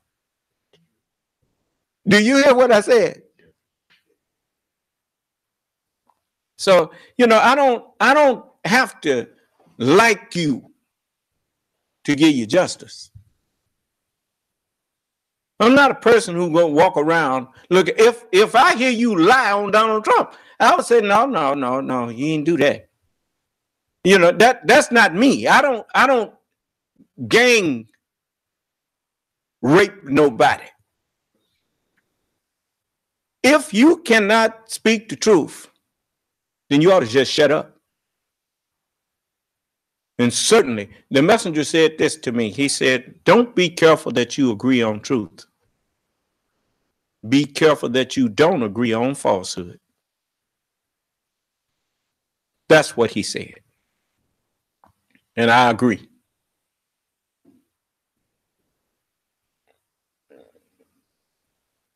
Here, man won the election and talking about, what he complaining about, talking about the FBI was in his spying on him. How that sound? Then when you ask him, what did they do? Where's the evidence that you got that they was spying or something on you? Spying on you for what? I mean, that's the next thing is spying on you for what? Well, he done found out that they found out that they was doing something with Russia. Well, I mean, what? I mean, that's the evidence that's done came out. They was doing something with Russia. And he was always talking about how he just loved it. Wouldn't it be nice if we could just get along with Russia? What was that about? What do you want to get along with Russia for? I mean, it was already getting along with Russia. Russia being Russia and the United States being the United States. What do you mean getting along with them? How does a democracy get along with a dictatorship? Somebody tell me how that works.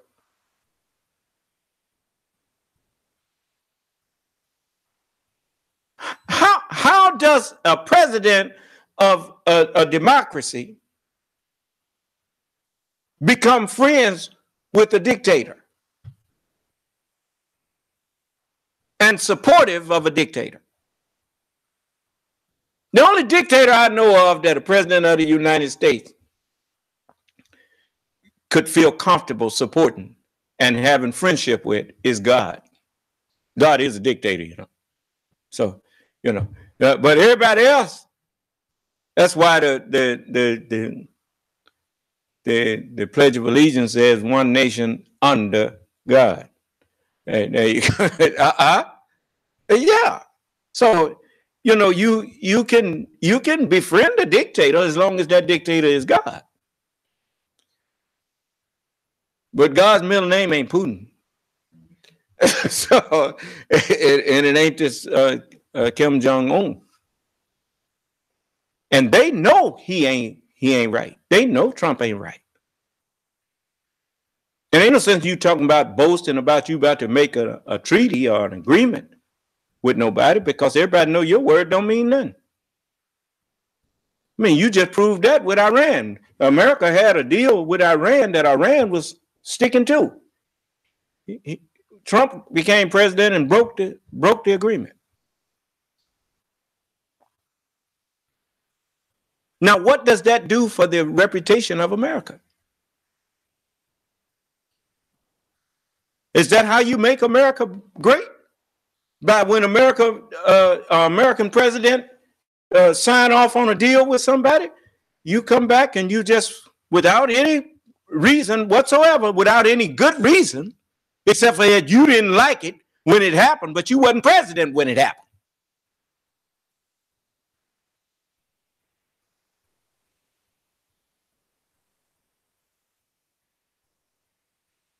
The presidency of the United States of America is an office that is one of the most respected offices on the planet. The reason for that is because of continuity. That regardless to who the president is, whatever word America had given, America lived up to it.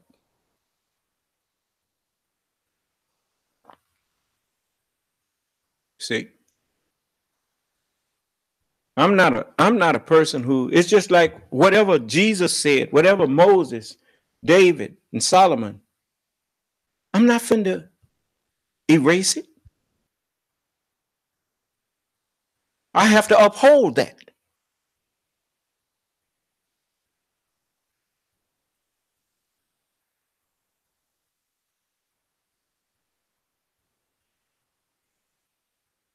You notice, Jesus upheld what Moses said.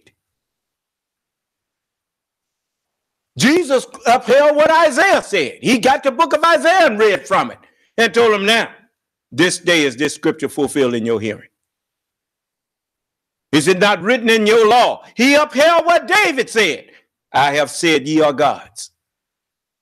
All of these things. It's just like with the Supreme Court of the United States. It's very seldom that the Supreme Court will not uphold what a Supreme Court before them did. And if they don't uphold something, it is because it may have been unjust due to the fallacy or the weakness of men who held that office. And then they explained themselves. And they didn't do it on no whim either.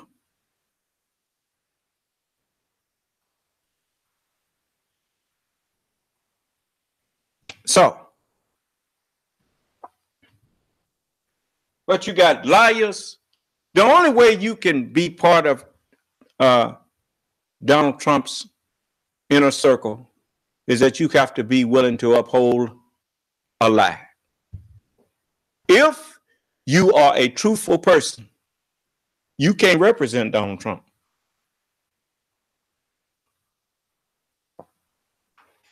Because whatever the president says, everybody that speaks for him have to repeat that and has to uphold it. So when he come out and say something that's just a lie, then just like when he said there was some good people on both sides. How is it good people in a racist organization?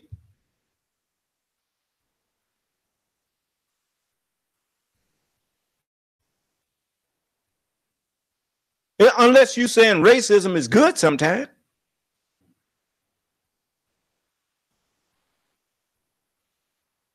Racism ain't never been good. If anybody know that, we ought to know it. We've been the victims of racism and terrorism for 460-some years now.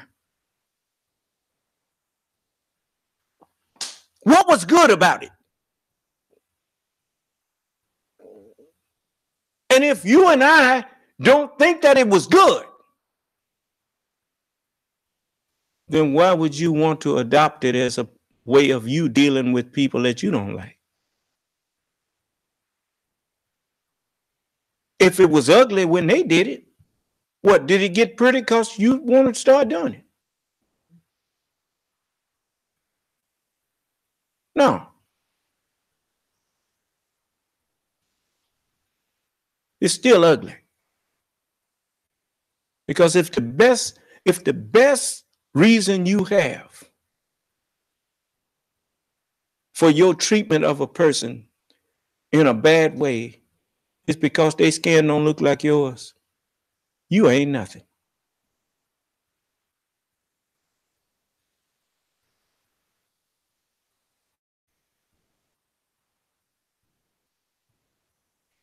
You know, that's the one thing that shows why civilizations have risen and fallen.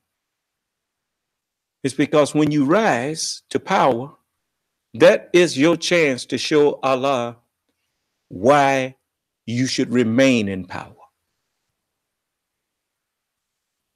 And when you mistreat those who you have a little power over, all you're doing is showing him why he should take you down.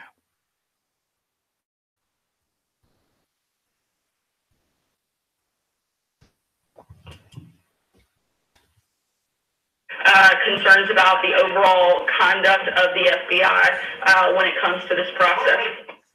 To break down what all this means to the obstruction of justice probe, I'm joined by constitutional scholar Lawrence Tribe, professor at Harvard Law School, co-author with Josh Matt of To End a Presidency, The Power of Impeachment. Good to have you here. Good to be here. What do you think, I mean, the president sort of been very public about the Jeff Sessions stuff. What do you think the significance of the sort of latest revelations are? I think the latest revelations show that even before he fired Comey, he was basically twisting the arm of the Attorney General to violate the rules of the Justice Department about conflict of interest and to take over the Russia probe even before the public knew as much as it seems Trump himself knew about what it was that he could hide. That was the beginning of clear evidence of obstruction of justice. It got worse when he fired Comey after a cooked-up story about his reasons, and then on national TV talked to Lester Holt and said it was because of the Russia thing. We have seen over and over again evidence of corrupt endeavors to undercut the efforts of the federal government, the Justice Department, to get to the bottom of the invasion of our sovereignty by a hostile power. That's serious stuff. I want to play what Giuliani said about that Sessions, the request that Sessions unreviews and his Russia thing. We have seen over and over again evidence of corrupt endeavors to undercut the efforts of the federal government, the Justice Department, to get to the bottom of the invasion of our sovereignty by a hostile power.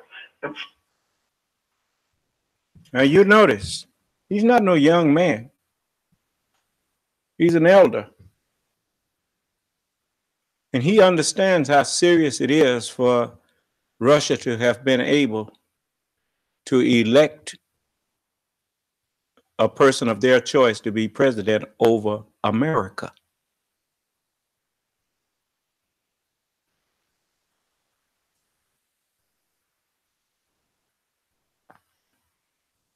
by using propaganda and using the internet and using tools, America's own tools.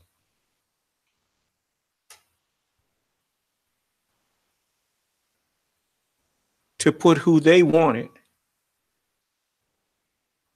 in the position of authority over another sovereign nation.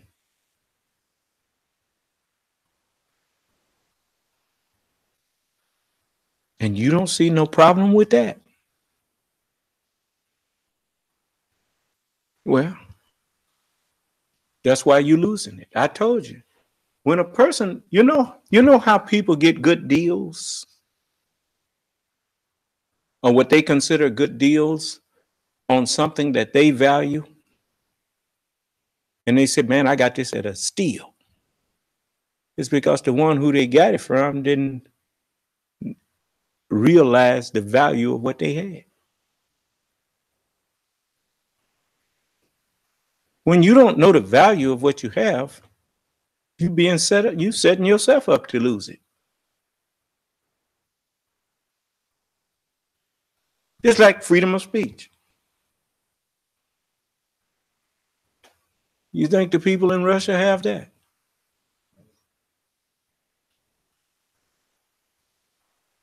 And you don't think that you need to protect yourself to make sure that you keep those freedoms?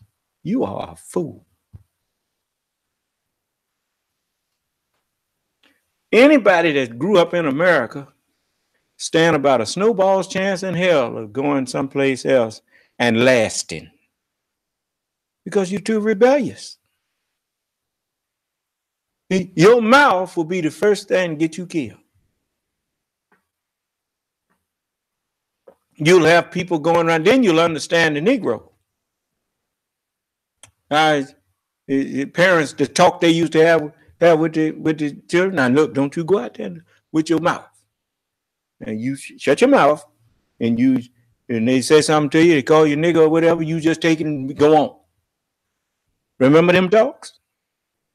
Okay. People in America, if they don't like what the president said, they talk about him. In a lot of other places, you start talking about what you don't like about the dictator or whatever.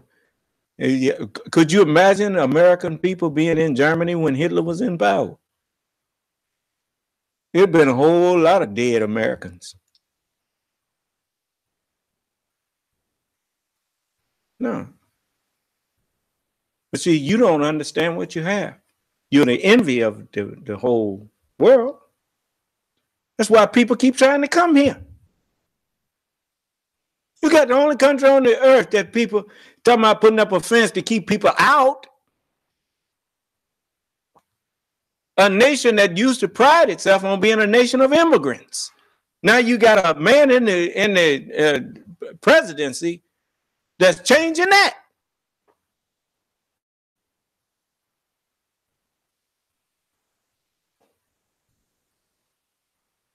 Simply because you've bought into a lie that the reason you having trouble is because of immigrants. When you're an immigrant yourself. The reason you having trouble is because you let your educational system be destroyed. That's why you having trouble. The reason you having trouble is because you've let your mind lapse. Instead of continuing your way of education, you went to sleep. Because the time done ran out on you. I'm the only thing can save you now.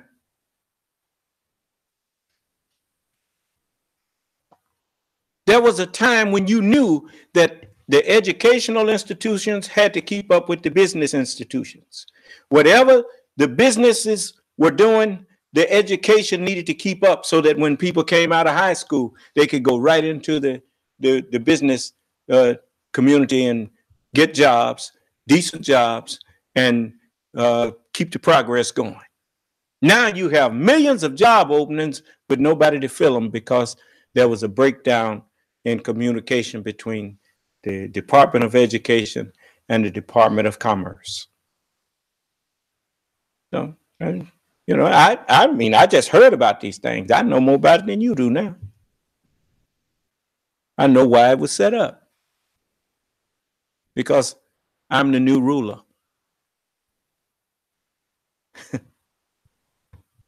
So, anyway, I mean, I could help you. I ain't got no problem with helping you, sharing what you need to do, but you too proud.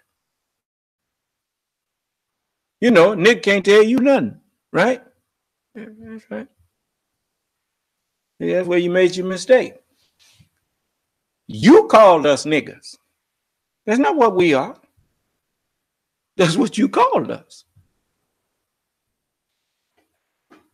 I'm a long way from being a stingy, miserly, hateful person. That's what niggard. That's what a niggard is, a stingy, selfish, miserly person.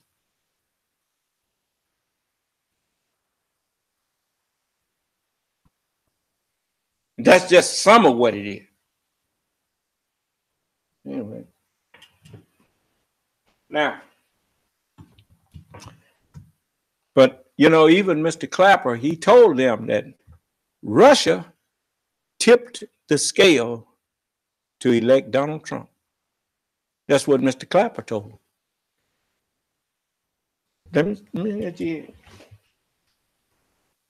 Serious stuff. I want to play you what Giuliani said about that Sessions, the request that Sessions unrecuse and his argument. Get your reaction. Take a listen. If you did ask, would that be considered obstruction of justice? No. Oh, no. Hardly. I mean, you got to be able to ask the cabinet members to do things you think they should do. Even if you commanded them to do it, it wouldn't be obstruction of justice.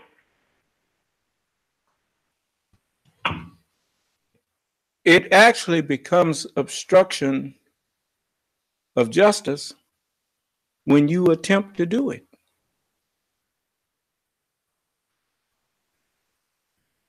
You don't have to get away with it. You just attempt to do it. If it ain't a bank robbery, if you in there trying to rob the bank and they stop you, well, what you gonna say? That ain't a bank robbery? It ain't a bank robbery until you get away with it? No. Technically, maybe.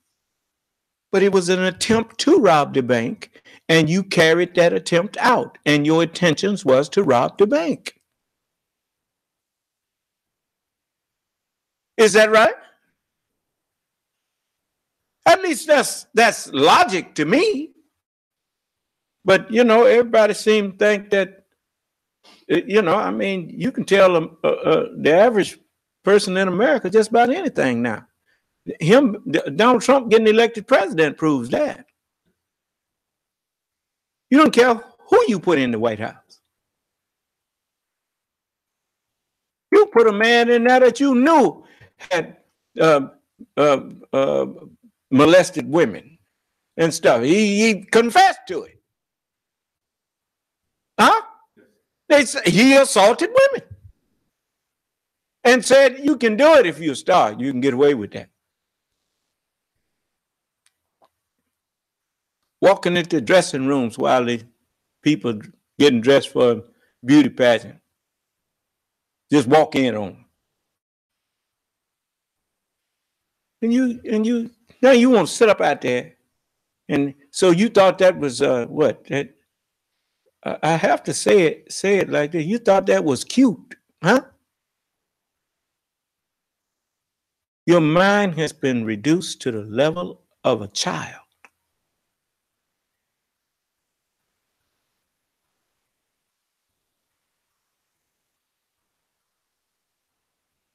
And you put a man whose understanding is that of the level of a child into a job that a grown or an adult supposed to have.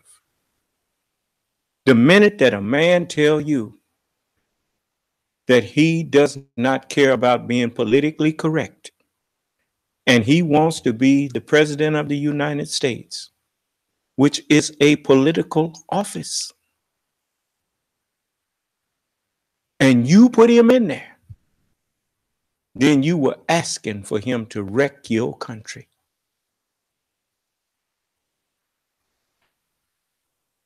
That's one of the reasons why, that's another one of the reasons why a man who takes the office of president ages so quick. Go in there with black hair, come out with gray hair if you stay in there 8 years. Why? Because it requires so much correctness. He knows every time he opens his mouth, he ain't just speaking for himself. He's speaking for the United States of America.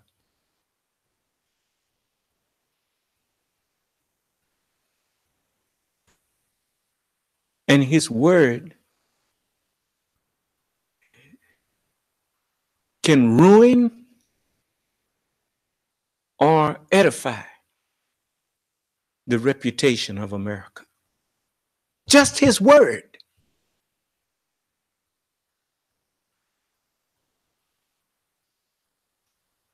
Set that air on 75, will you? Turn them fans on.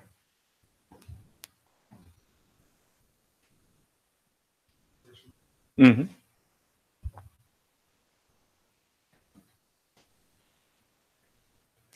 So we have to remember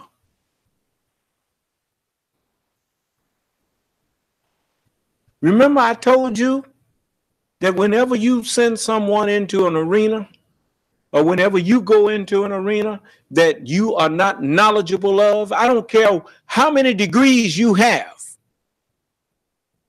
When you enter into an arena that your knowledge is lacking or is substandard, you are reduced to the level of a child.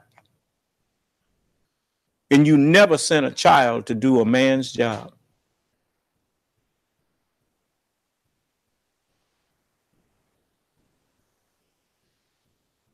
And you send a child in there to do a man's job, and now the child, as they are already bore me witness, they said that the White House is a daycare center.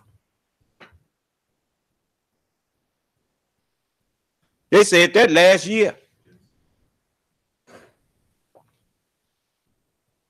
Matter of fact, they were saying that in 2016. Anyway.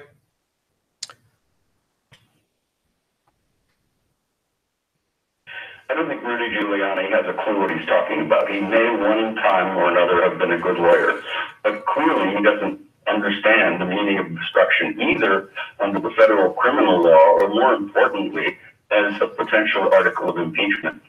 When the president, to protect himself, tries to deflect attention from his potential wrongdoing, even if in the end he's just paranoid and he really didn't do anything worth covering up, that is an impeachable offense. We know that from the history of impeachment. We know it from Dick Nixon. But in this case, increasingly, there are not just smoking guns, but smoking howitzers all over the place in plain view about how his entire campaign worked hand in arm with Vladimir Putin's oligarchs.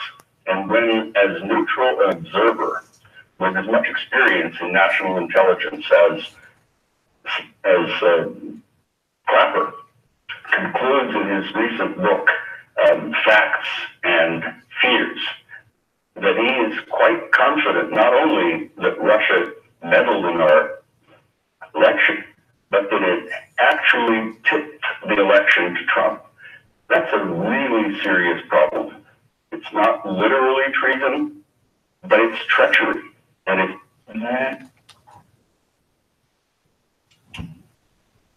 Now, no, it's not literally treason yet, unless they was, after getting in there, started doing things as president of the United States that was agreed upon for the best interests of Russia instead of the best interests of the United States. You see, once you become the commander-in-chief of America's armed forces, that's who the president is. He is the commander-in-chief of the armed forces of the United States.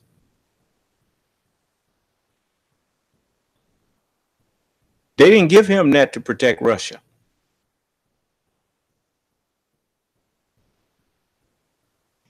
He's the one that has the authority and the power to uphold the Constitution of the United States. He's not supposed to use that power for the best interests of Russia or anybody, any other nation, but for the United States of America. And anything other than that is treason.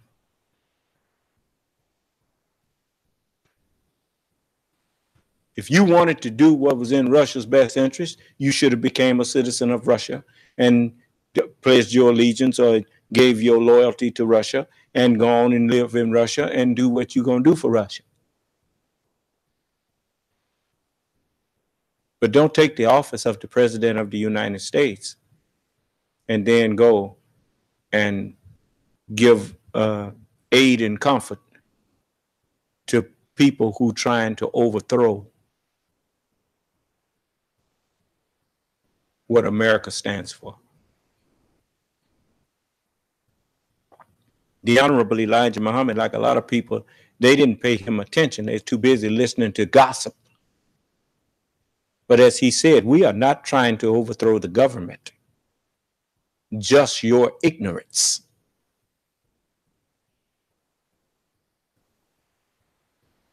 And when he was asked, when he brought up Russia once, he said, I could get into Russia today to get help or whatnot. A lot of Kennedy was offered help by Russia. Mr. I played that thing for you where Adlai Stevenson was offered help from Russia. They turned them down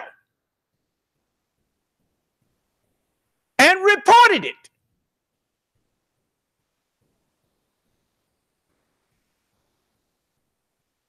You'd have never found out if the FBI hadn't brought it to your attention that the Trump campaign had been helped by Russia, because they sure wasn't going to tell you Russia was helping them.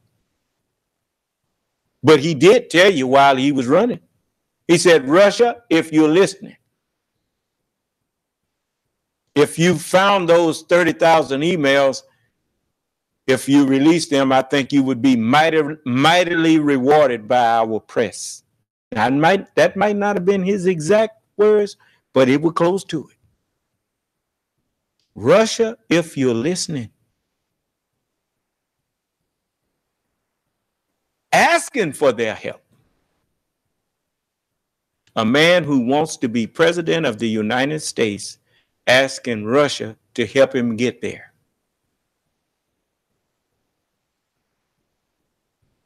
Okay. But anyway, I heard enough from them.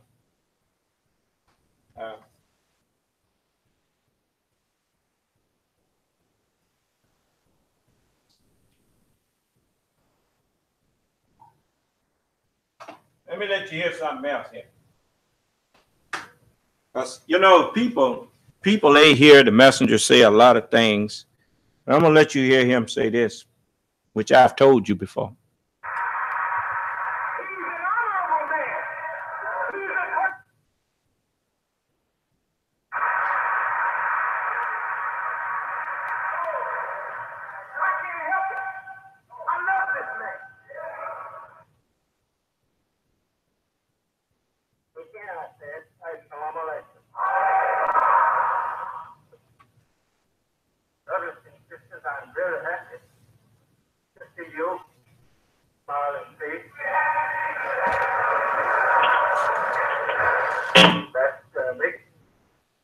Feel good.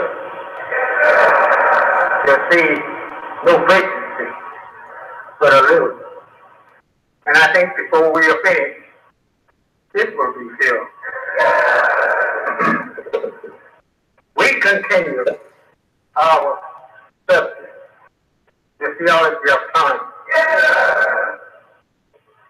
As this is the thing that you should know. What has been hidden from you, and what is being kept hidden from you. I am the fellow that is raised up here to open my mouth and tell you what Allah has revealed to me that was hidden, and that the prayer of the prophet Abraham and others should be fulfilled. That is, that God raised up a teacher from among ourselves. And now, if you recall, he told everybody that he was the second self of God Almighty. And now he's telling you that he was there that the prayer of the prophet Abraham and others might be fulfilled, that God would raise up a teacher from among ourselves. Well, that's what he was here for, to raise me up. You notice I'm teaching you the book and the wisdom. You, for the first time in your life, you got a man that's standing up teaching you the scriptures that ain't guessing at it. So, listen. Teach us the truth of this world and the truth of ourselves, which this world has deprived us of. And so, this is the little boy that you read of there in the Bible.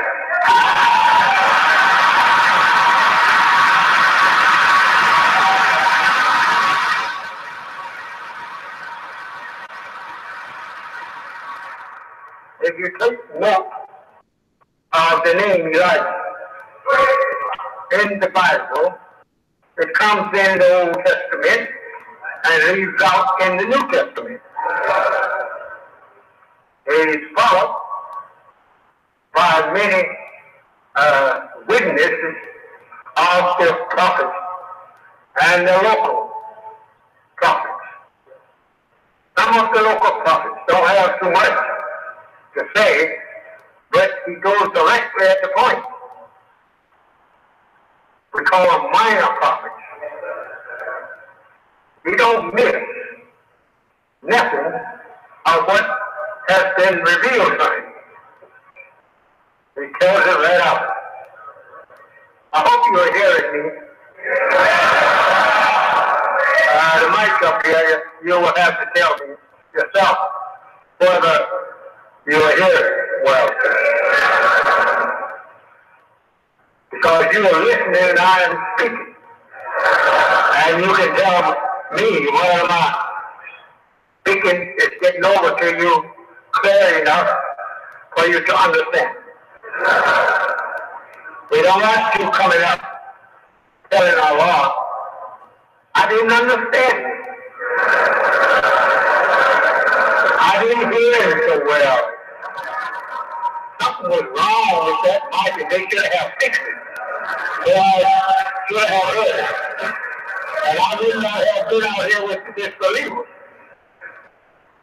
So we don't want you to have no excuse.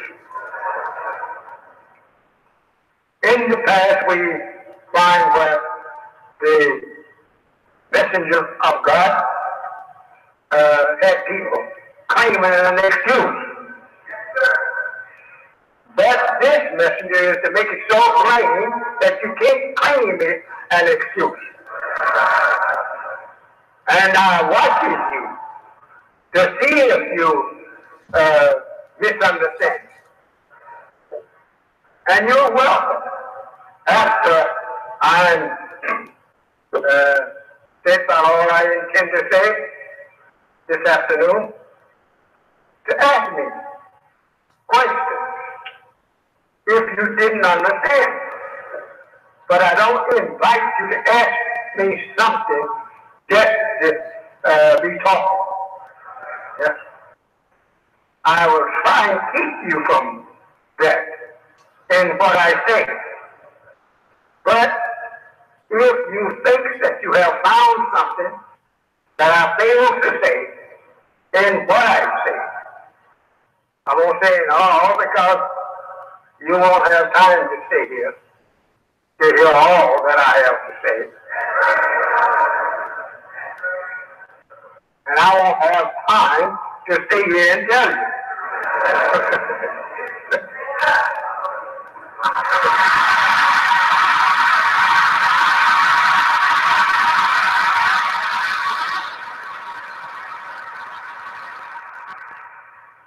A lot of us takes it for granted that the Holy One is something inferior to the Bible. The only inferior part is that it came after the Bible. And the Bible went before the Holy One. The Holy One is not holy to the Bible. And the reason that it is called a reminder is because it came after the Bible. It is a reminder of what's in the Bible. So that when you read it, it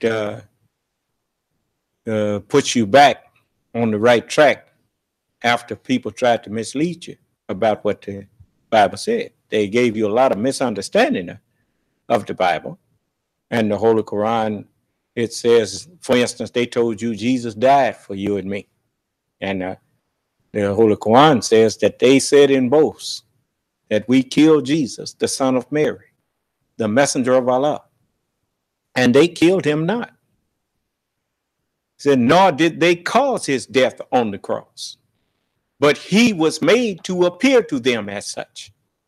But he is alive and they perceive not. And they who differ therein only follow conjecture. But he is alive. And it goes on to make you go back and read the story again. And when you go read the story again, it does say that he appeared to them as dead. When the soldiers came to they broke the legs of the one on one side of Jesus and broke the legs of the other. But when they came to Jesus and saw that he was dead already, they break not his legs. He appeared to them as dead.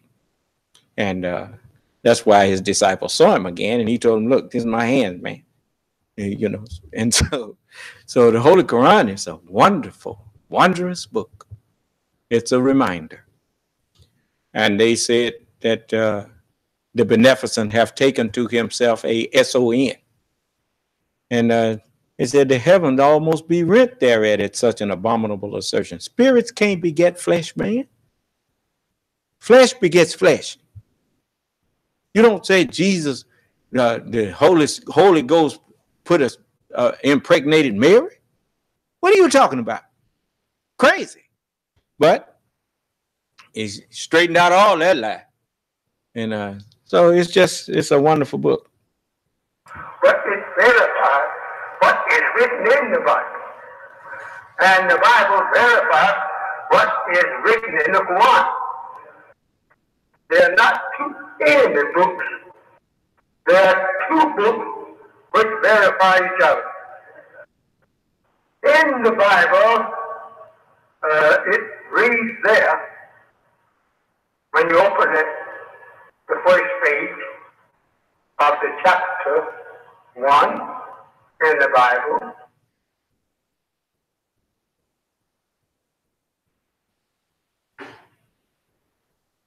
of Genesis. It says there that in the beginning, right? In the beginning of what? We must get these hidden truths understandable. In the beginning, God created the heavens and the earth. Well, when was that? See, that's all you have there. In the beginning, God created the heavens and the earth. What beginning? You should set a time there so that we will know when the beginning was. You leave us to argue with you there. But if you would say it like this, God created the heavens and the earth. And don't say in the beginning, because you didn't finish that up. But if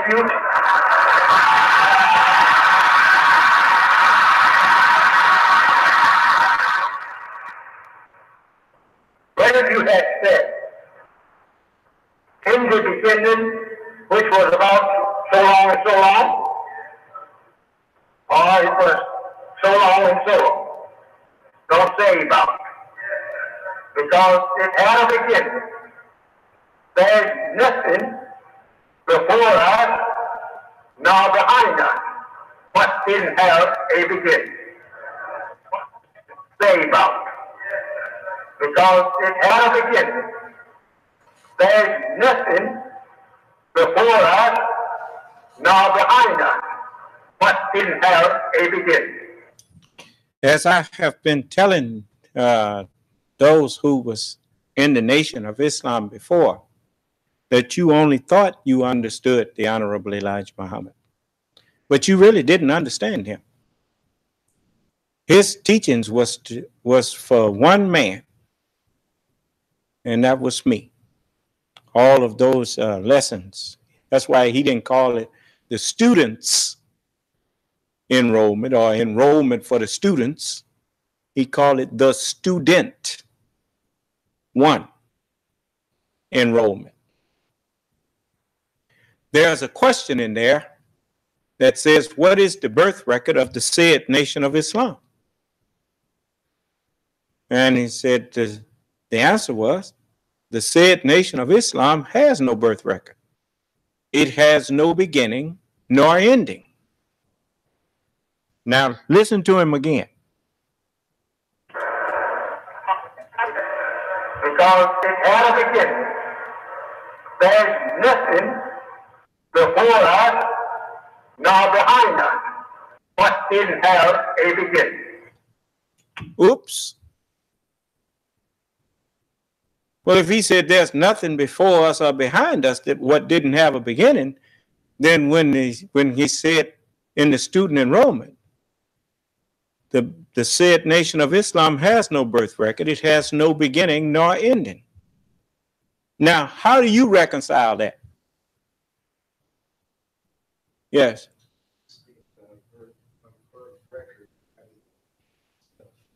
No, he said it has no beginning nor ending.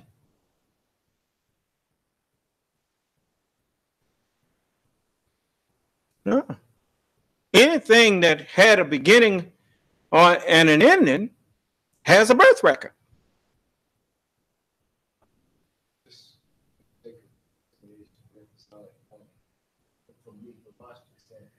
You don't have to reconcile it. That's what I'm here for. Go ahead. I understand what you're saying, but that's what we've been doing with prophets and messengers' teachings all these thousands of years, putting our own understanding on it.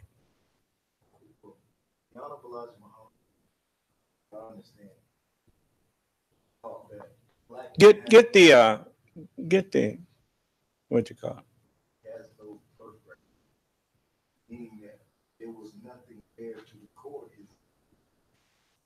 Okay, now speak into the mic so they can hear you. According to my understanding of the teaching, talk on into the mic now. Go ahead. He said that the black man, the original man, has no birth record because during the creation of the black man, there was nothing there to record his beginning. And because there was no record, no birth record, we can't say emphatically that he had a beginning that was recorded, that somebody can say, oh, this is when he was But that doesn't say he was. Just a moment. See, he just contradicted your understanding. Just a moment.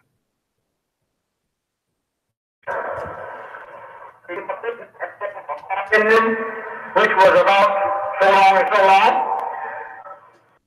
or it was so long and so long. Don't say about it. Because it had a beginning. There's nothing before us nor behind us what didn't have a beginning. So, the question was, what is the birth record of the said Nation of Islam? And the answer that he gave was, the said Nation of Islam has no birth record. And then he said, it has no beginning nor ending.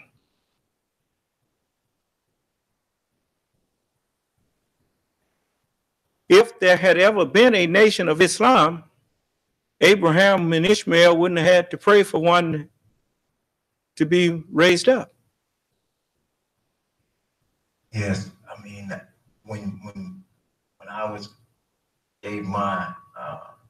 Well, you ain't got to explain why you said what you said. When he said no beginning, I said no birth record.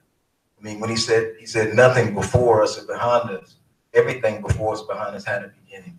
Yes. Okay. But before us, but a record. There's nothing. He said there's nothing before or behind us that did not have a beginning. Record of it. No, it's not. It's not about even if it was not a recorded, it still had a beginning. Then you can't say if the Nation of Islam had existed always, then it should have had a beginning and an ending. Why? Because if it began then and ended, then we might not have known exactly when it began, but we should know when it ended. And if it was still in existence, then we don't need to raise up a Nation of Islam. We need to join the Nation of Islam. You see, the thing I'm trying to get all of you to see is that you didn't understand. You just thought you did.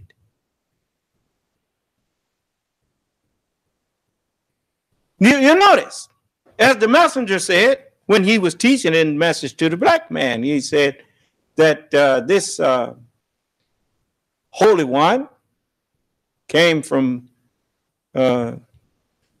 says God came from Teman and the Holy One from Mount Paran. He said, now this is two gods being talked about here.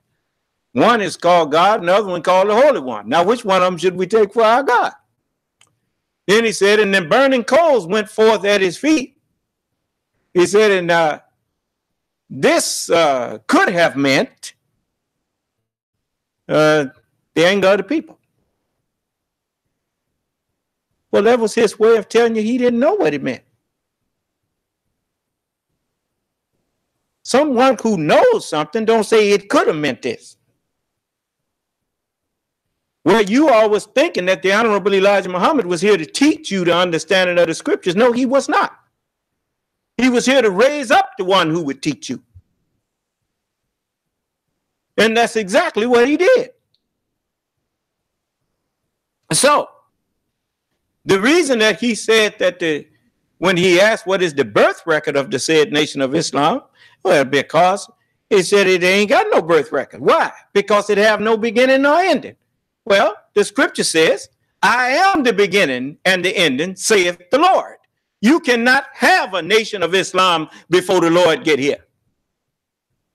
Because the very meaning of Islam is entire submission to the will of God. Know ye that the Lord, he is God. So how can you have a Nation of Islam before I got here? I was dead. Somebody had to raise me. Behold, I will send you Elijah the prophet before the coming of the great and dreadful day of the Lord. So that is what is going on now. You see? In the beginning, God. The messenger said, if you're dealing with truth, you're dealing with God. I am the beginning. In the beginning, God created the heaven and the earth. In my brain is where it was all created at. That's what happens in the brain. Thoughts are created. As I read the scriptures, I read them and really understand them. The truth created the new heaven and the new earth. The idea for a new heaven and a new earth is created in my brain. In the beginning, God created the heaven and the earth. And the earth was without form, For I am the Lord, and before me there was no God formed. So it's all written. Ain't nothing that was said by any of them that is not fulfilled now in me. Nothing. See? And the earth was without form, and darkness was upon the face of the deep. You don't get no deeper than the thoughts of God. That's what the scriptures are. They are the thoughts of God. So the messenger told me, he said, so Allah hath made you a teacher who sees into the depth of things. And the Bible says it like this. And the Spirit of God moved upon the face of the waters. When my mind, which is my spirit, that's what the mind is. It's spirit. Just like the word is spirit, the mind that the word produces, that is spirit. That which is born of spirit is spirit. So the scripture says, the Spirit of God, the Spirit of truth, the mind of the Son of Man moved across the face of the scriptures. And God said, let there be light of understanding. And I have said that, and there was light of understanding. And that's exactly what I'm showing you. That's what I guide you to. I guide you to where the light was shining in print that you couldn't understand and the print couldn't explain itself. That's why I'm called the Word made flesh. You see, I had to eat it. We say we are what we eat. Son of man, take the book and eat it up. Well, if I was told to eat it, then I became the book. Do you understand? I didn't ask you, did you agree? I asked you, did you understand? Yes, sir. All right. Yes. So, you know, it's a whole lot of people think that, do you understand mean, do you agree? I don't care if you don't agree. I only care that you understand what I said. You're going to be held accountable for what I said. Now, whether you accepted it or not, well, I was already told that most of you are not going to accept me. Allah told me that. He said, Son of man, the house of Israel, they will not hearken unto you because they will not hearken unto me. So I know that. That's why I value all of you all who are accepting me. I know you by 1 in 1,000. So that is what Solomon saw, and that's what Prophet Muhammad saw. So we are not here to beg anybody. No, I'm not here to beg you. I'm the one with salvation. You the one needs salvation. But I look like begging you.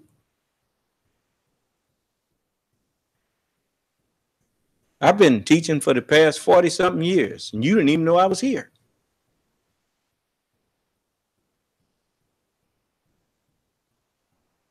So, you know, and as the messenger said, that the God himself is the beginning.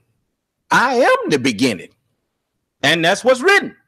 Let me let you hear him say it. We used to say, nobody knows. That was right. But that was in the beginning. If God was not before the beginning of what count you have, then who was it before him? Because he was the beginning himself. That's written. I am the beginning. Yes. Beginning of what? You were told that a new world was coming. We look for a new heaven and a new earth wherein dwells righteousness. Well, there got to be an original man, the first man of that new world. That's me. See? Listen at it good. The beginning of time was made by the beginning of God. We had no beginning before he made himself. We could not calculate on time because there was no motion making time. But as he made himself, he made a motion. Then we've been reading time ever since. Do you know what that means? That means that there is no time without us. Time is a concept. Time is a concept based on a calculation of motion. Most people, you ask them what time is, they don't have the slightest clue what time is. Well, now it's time that you understand that time began with the original man. When he developed the understanding in his brain of how to calculate his motion to create time.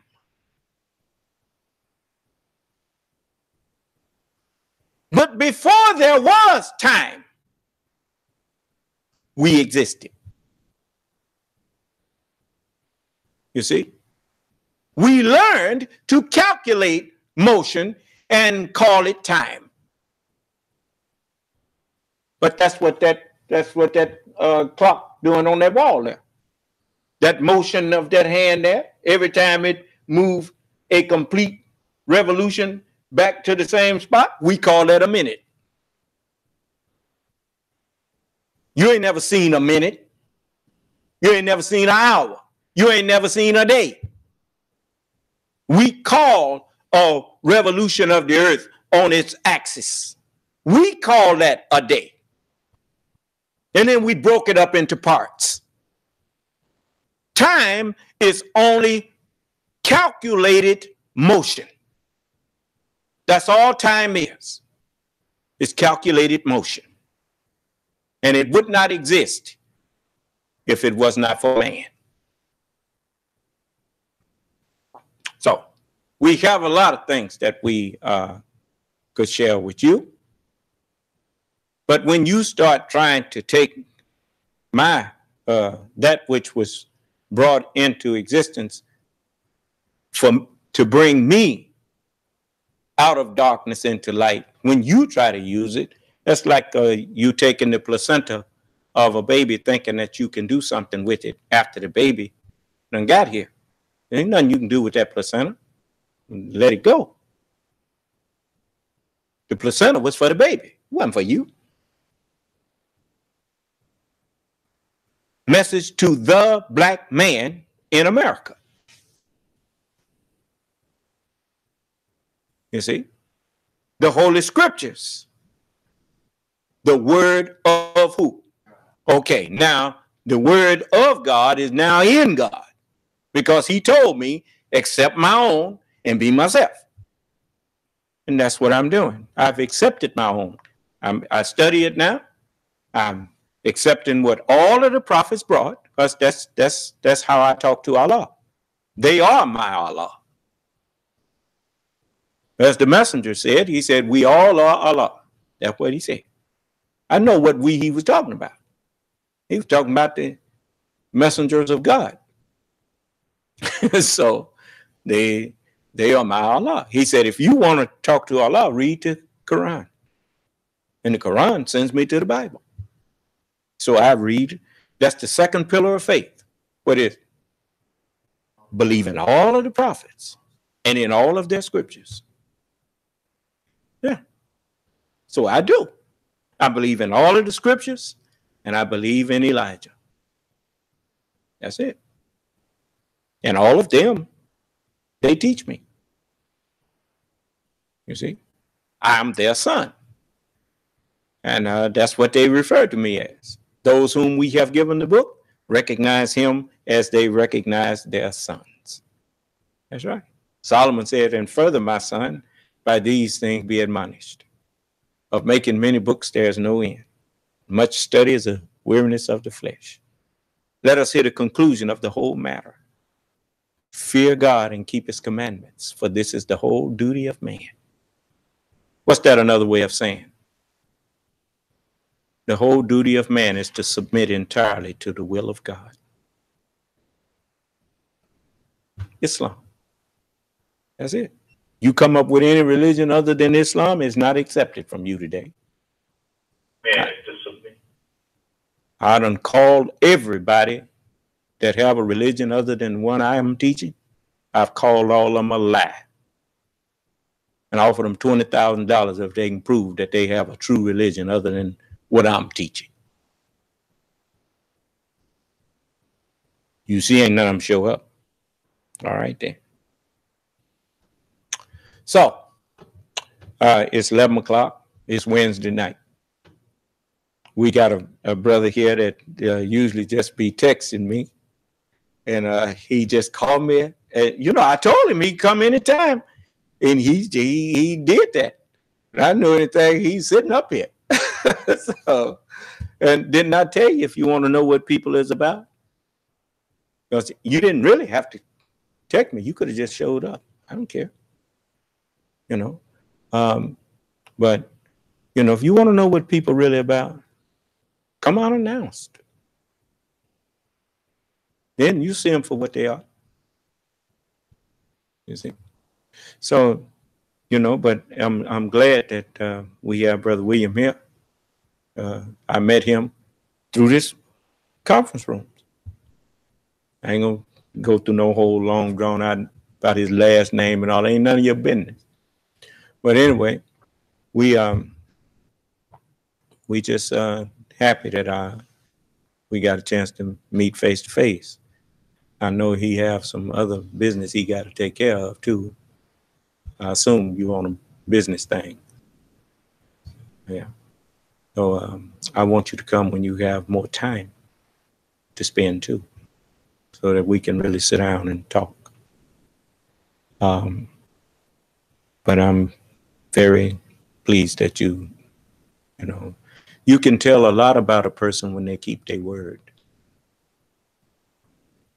A man that got a word, if you don't think nothing else about him, he's a man. And that demands respect from all men. It's kind of like that song I was listening to, and it said, I made it through the rain and kept my world protected. I made it through the rain and kept my point of view. I made it through the rain and found myself respected by others who got rained on too and made it through. You see, you have no choice but to show respect for people who think as much of their word as you think of yours. So you're in good company. And I want you to know that you may not agree with everything that I teach. It's hard to agree with everything when you are just now hearing it. The messenger, when he was confronted by people that came to him, the white people used to come up to him all the time and say, you know, those overseas, they don't agree with what you're teaching. And the messenger told him, he said, well, that's natural, because this is their first time hearing this. This is new to them. He said, but what I'm teaching is to become universal, meaning it will become universally accepted throughout the human family. It is not yet universal. That's letting you know that somebody else was going to have to make it universal. That's me. Say, it is not universal yet. That's what he was meaning. He said, but it is to become universal. You see? He said, it's not universal, or I would not be teaching it. You don't have to teach people. You ain't teaching somebody something if they already know it. That's not teaching. You're only teaching when you sharing knowledge with people that they did not know before. Surely I know what you know not. And that's just another way of saying, surely I understand that which you don't understand, which means you need to be listening when I'm talking. That's right. Because if all I know is what you already know, then I ain't got no business standing up trying to teach you nothing. Because I don't have nothing to teach you. If the only thing I can share with you is something that you already understood.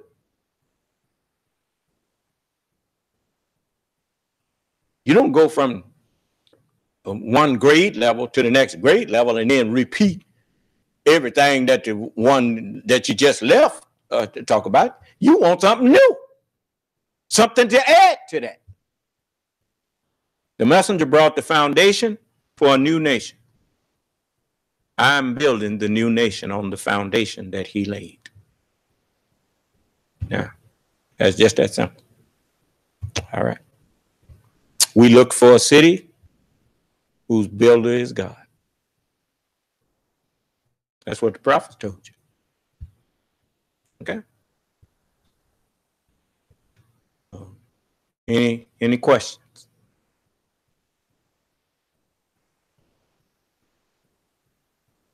But then I see, you know, most of them, those that got jobs and things you got to go do, I see they gone. I already gave them my permission. I don't never want to stop you from working. You can't build no nation if you won't work. I ain't got no magic wand. You bring me the seed money, and I will give you businesses. I'll give you a new nation. That's all I want to do, is give things to you. You give me, and I'll give it back. So, may Allah bless us all and keep us safe, and in our right minds. If it pleases Allah, I'll talk with you some more Friday. May Allah's Salam Alaikum. This session is no longer being recorded.